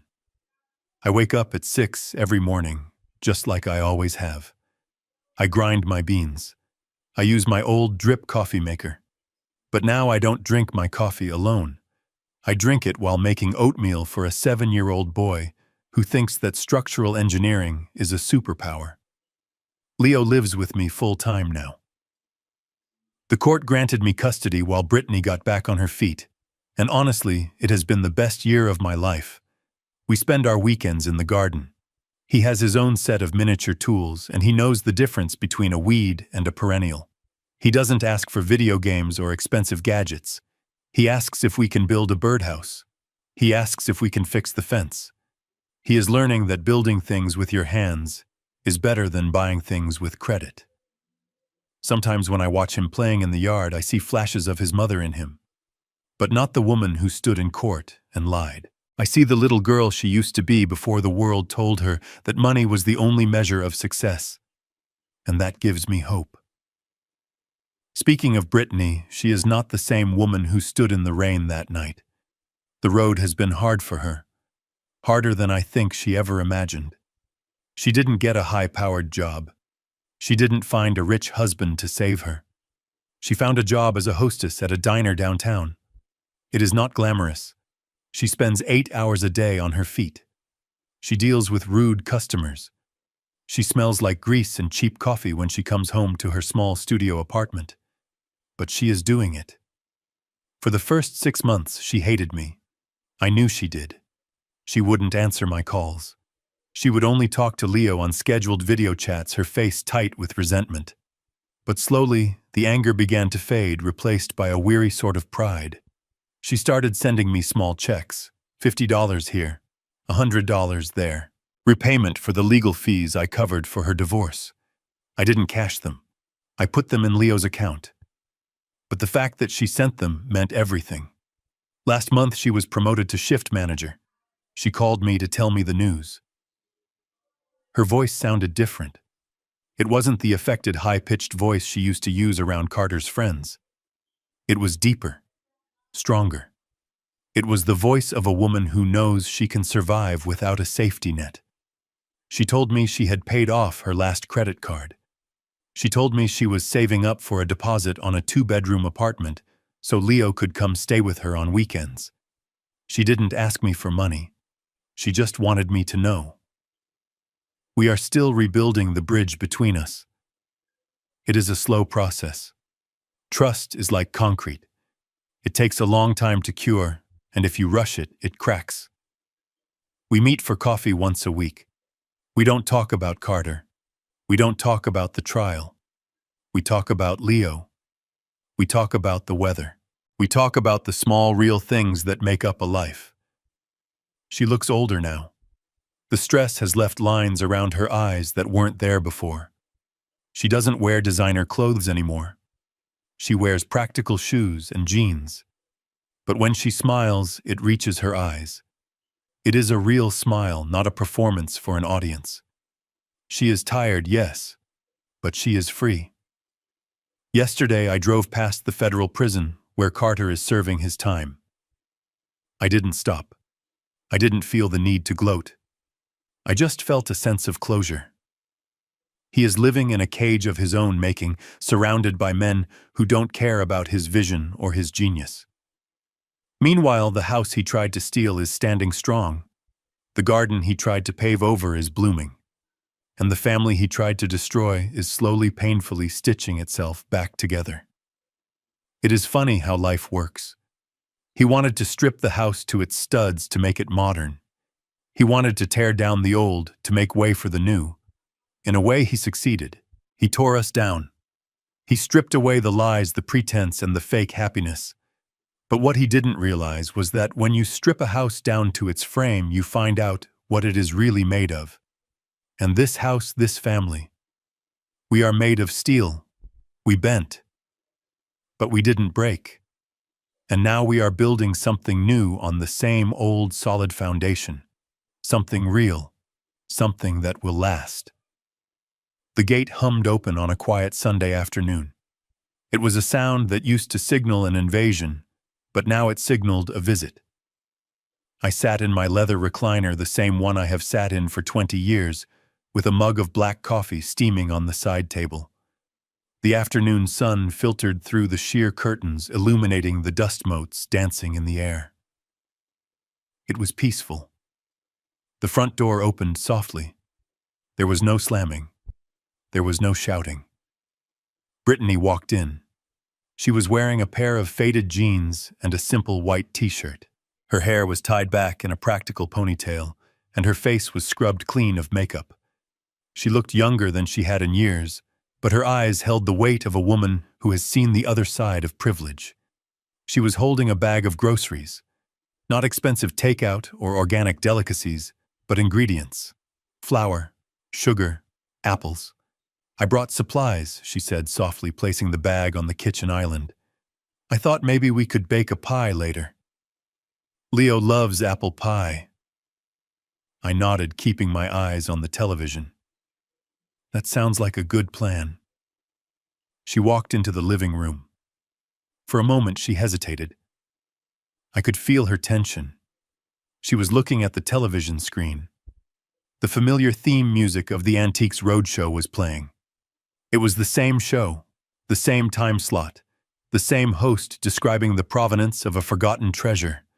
It was the exact same scenario that had started this entire war 2 years ago. I didn't turn around. I wanted to see what she would do. I wanted to see if the old Brittany, the one who craved the new and despised the old, was still hiding somewhere inside her.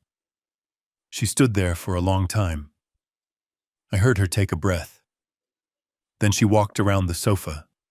She didn't reach for the remote. She didn't make a snide comment about watching trash. She didn't roll her eyes.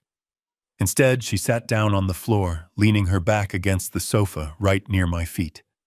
She pulled her knees up to her chest and looked at the screen. On the television, an appraiser was examining a large, ornate porcelain vase. The owner, a hopeful woman in a floral dress, was shaking with anticipation. She thought she had hit the jackpot. She thought she was holding a Ming Dynasty masterpiece that would solve all her problems. The appraiser was talking about the cobalt blue pigment. He was talking about the firing technique. Brittany watched intently.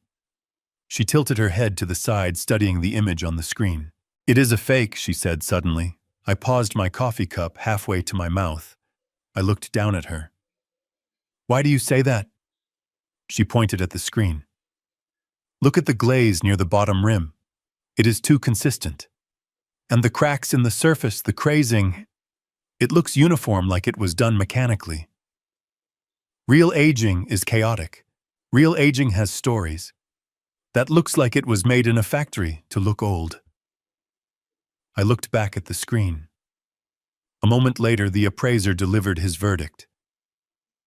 "I am afraid this is a reproduction from the late 20th century, the expert said. "It is a decorative piece, but it holds no historical value." The woman on TV looked crushed. But in my living room, the atmosphere shifted. I looked at my daughter. For years, she had been unable to tell the difference between gold and glitter. She had married a man who was a reproduction, a fake antique made to look valuable. She had bought into a lifestyle that was all glaze and no clay. But now, sitting on my floor in her cheap jeans, she saw the truth. She had learned to spot the cracks. I smiled. It wasn't a gloating smile. It was the smile of a teacher whose student has finally passed the final exam. "You are right," I said softly. "The glaze was too perfect. And nothing real is ever that perfect." I took a sip of my coffee. "You are starting to have an eye for value, Brittany." She looked up at me then. Her eyes filled with tears, but they didn't fall. She smiled back, a genuine crooked smile that reminded me of her mother. "I learned from the best, Dad," she whispered. "I learned from the best." We sat there for the rest of the hour, watching the show in comfortable silence. We didn't need to talk about Carter. We didn't need to talk about the money we lost or the time we wasted. We just sat there, a father and a daughter, appreciating the things that survive the fire. Outside, Leo was laughing in the garden, chasing a butterfly. Inside, the house was sturdy, warm, and real. They say you can't teach an old dog new tricks, but maybe, just maybe, you can teach a young person that the oldest trick in the book is the most important one of all. That integrity is the only currency that doesn't devalue. That family is not an asset you leverage, but a structure you maintain. and that sometimes you have to tear everything down to the foundation just to remember who you really are. My name is Wallace King. I am a structural engineer. And finally, my house is standing tall. I often think about that night Carter turned off my television. He told me he wanted to fill this house with smart things. He was obsessed with that word. Smartphones, smart contracts, smart investments. But in his rush to be smart, he forgot to be wise. And there is a profound difference between the two. Being smart is knowing how to pick a lock. Being wise is knowing why the door was locked in the first place. Being smart is knowing how to build a tower that touches the clouds in record time.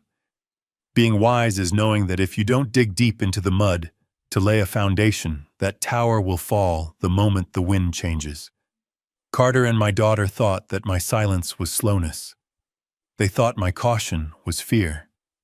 They looked at my gray hair and my calloused hands, and they saw obsolescence. They didn't understand that these calluses are proof of survival. They didn't understand that I wasn't slow because I couldn't keep up. I was slow because I was checking the structural integrity of the ground they were running on. There is an old saying in the engineering world that I have carried with me my whole life. Youth can run fast, but age knows the shortcuts. They ran toward a cliff at full speed, convinced they could fly. I simply walked the long way around on the solid path I had built, with 40 years of honesty and hard work. And when they fell, I was still standing there, not because I was faster, but because I knew where I was going. To everyone listening to my story, especially those of you who feel like the world is moving too fast, or that you are being pushed aside by the arrogance of the new, do not doubt your value. Your experience is not baggage. It is a map. Your scars are not defects. They are lessons. And your patience is not a weakness. It is the only thing that will keep you standing when the storm comes. And that is my story. Thank you for listening. If you enjoyed this journey of justice and redemption, please hit that like button and subscribe to the channel.